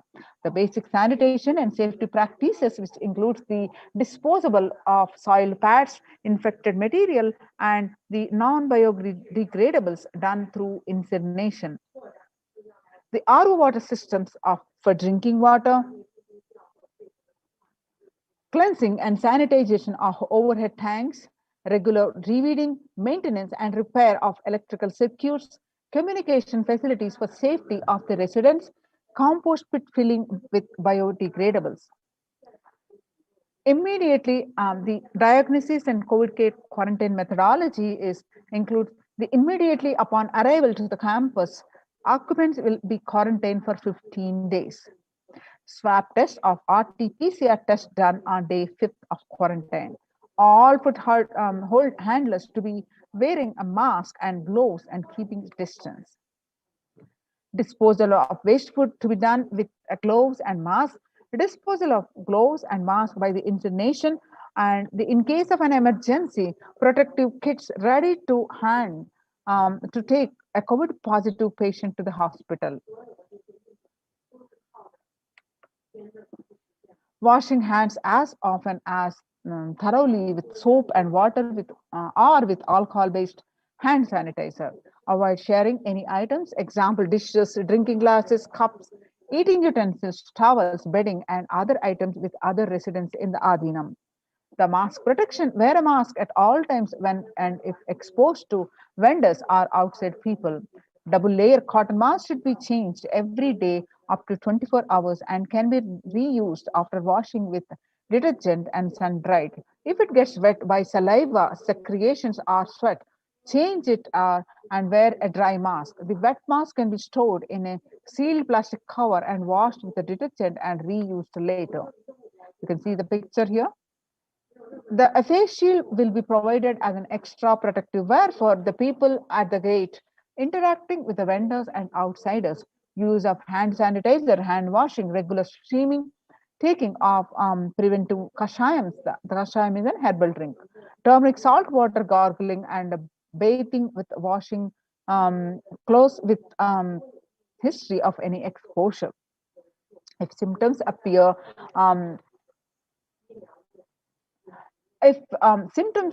cough, fever, difficulty in breathing, he or she should be immediately inform the medical person in charge immediately.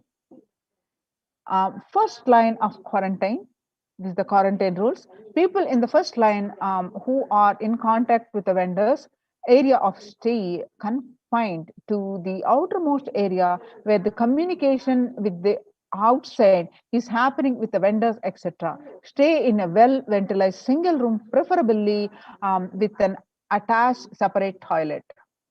Persons should not come into contact with inmates of Adhinam, especially elderly people, pregnant women, children, and the persons with comorbidities, which are hypertension, diabetics, heart problems, asthma, etc.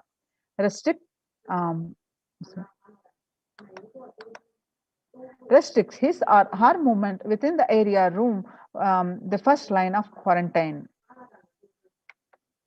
All parcels received at the gate to be sanitized, spraying with disinfectant. These are the delivery of packages. All deliveries will be contactless delivery. Wearing of free coverings and hand gloves are mandatory if contactless delivery is not an option, or request the delivery to be left in a protected and isolated place. The outer packaging of the item or product will be disposed before it enters the Adhinam. The packages will be quarantined before being delivered. All the delivery bags, boxes, containers will be thrown away after transferring the items to their respective places. The surfaces of the packages will be cleaned with a simple disinfectant and left to dry.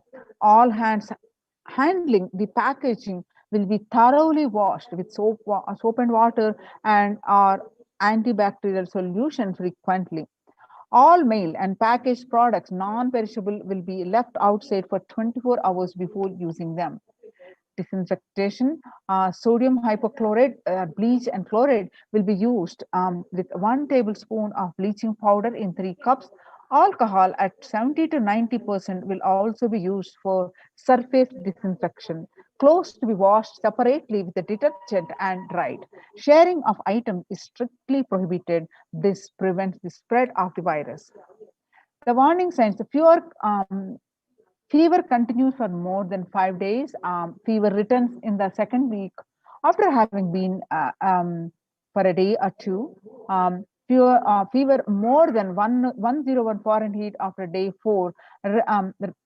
Resting heart rate, which is if it's above 110, when there is no activity happening. If it is above 110, breathlessness, tightness in the chest, and oxygen saturation of less than 94% on pulse oximeter. 6-minute walk test. Record the saturation rate before and after walking briskly for 6 minutes. If the saturation falls by more than 3%, it is not favorable, and less than 94%, it is not good too. The relentless cough, which is continuous coughing. You can see the in-campus ambulance. Prevention is the best medicine. People who come in as newly will be given as a separate room with toilet facility. Under no circumstances will they exit the room. The designated quarantine person picks up the food after the person who serves the food is at a safe distance of 6 feet. The food will be placed outside the door. Monitor the temperature, pulse rate, and oxygen saturation levels once a day and more often if the person is symptomatic.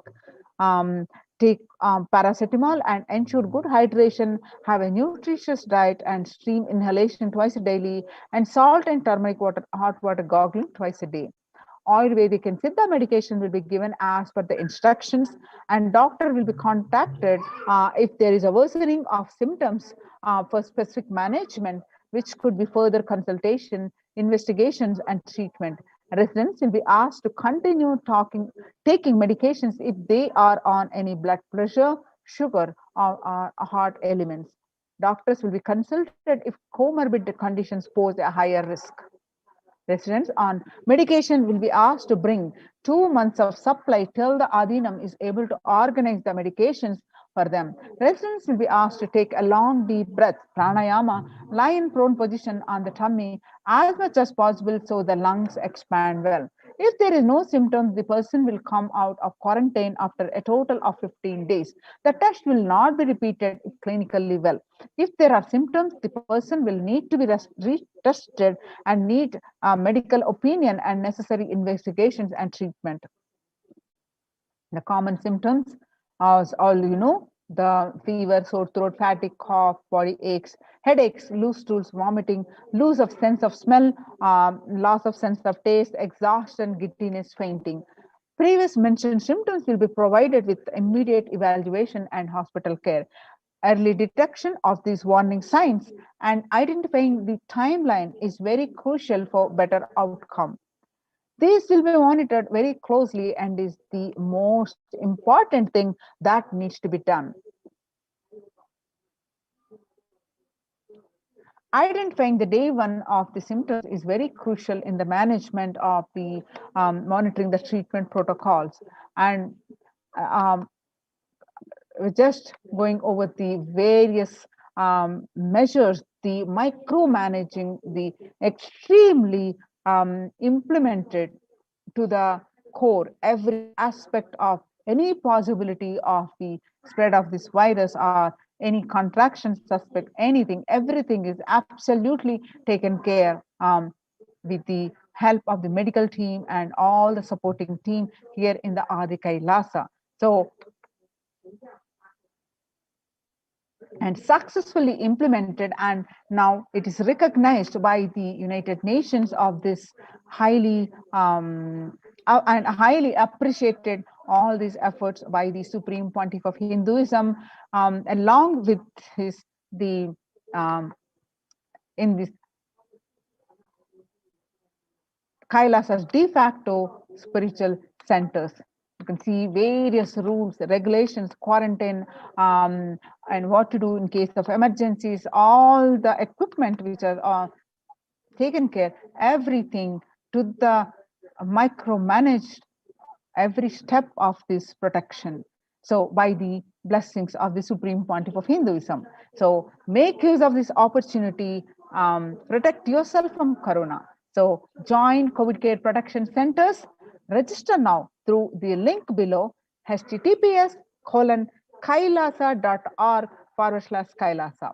I repeat and spell out https://kailasa.org, KAILASA.org/Kailasa care, KAILASA care. So with this, we will conclude here and moving on to the next segment of this program after a short break.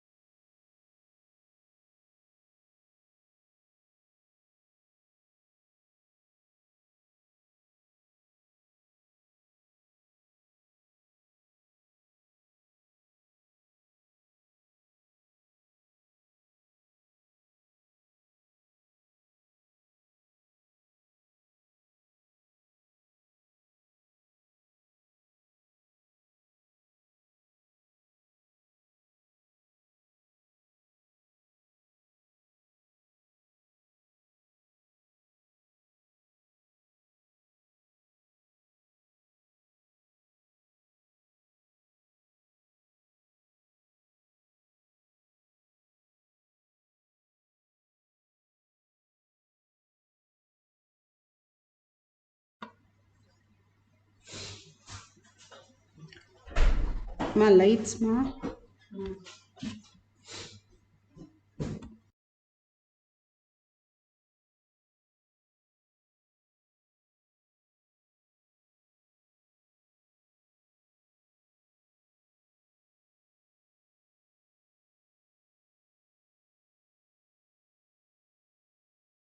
with the Sadguru Vandanam. Nithyanandam Paramasukhanam Kevalam Jnanamurtim Dvandvatitam Gaganasadusham Tattvamasya Lakshyan Ekam Nityam Vimalamachalam Sarvadi Sakshi Bhutam Bhavatitam Trigunarahitam Sadgurum Tam Namami.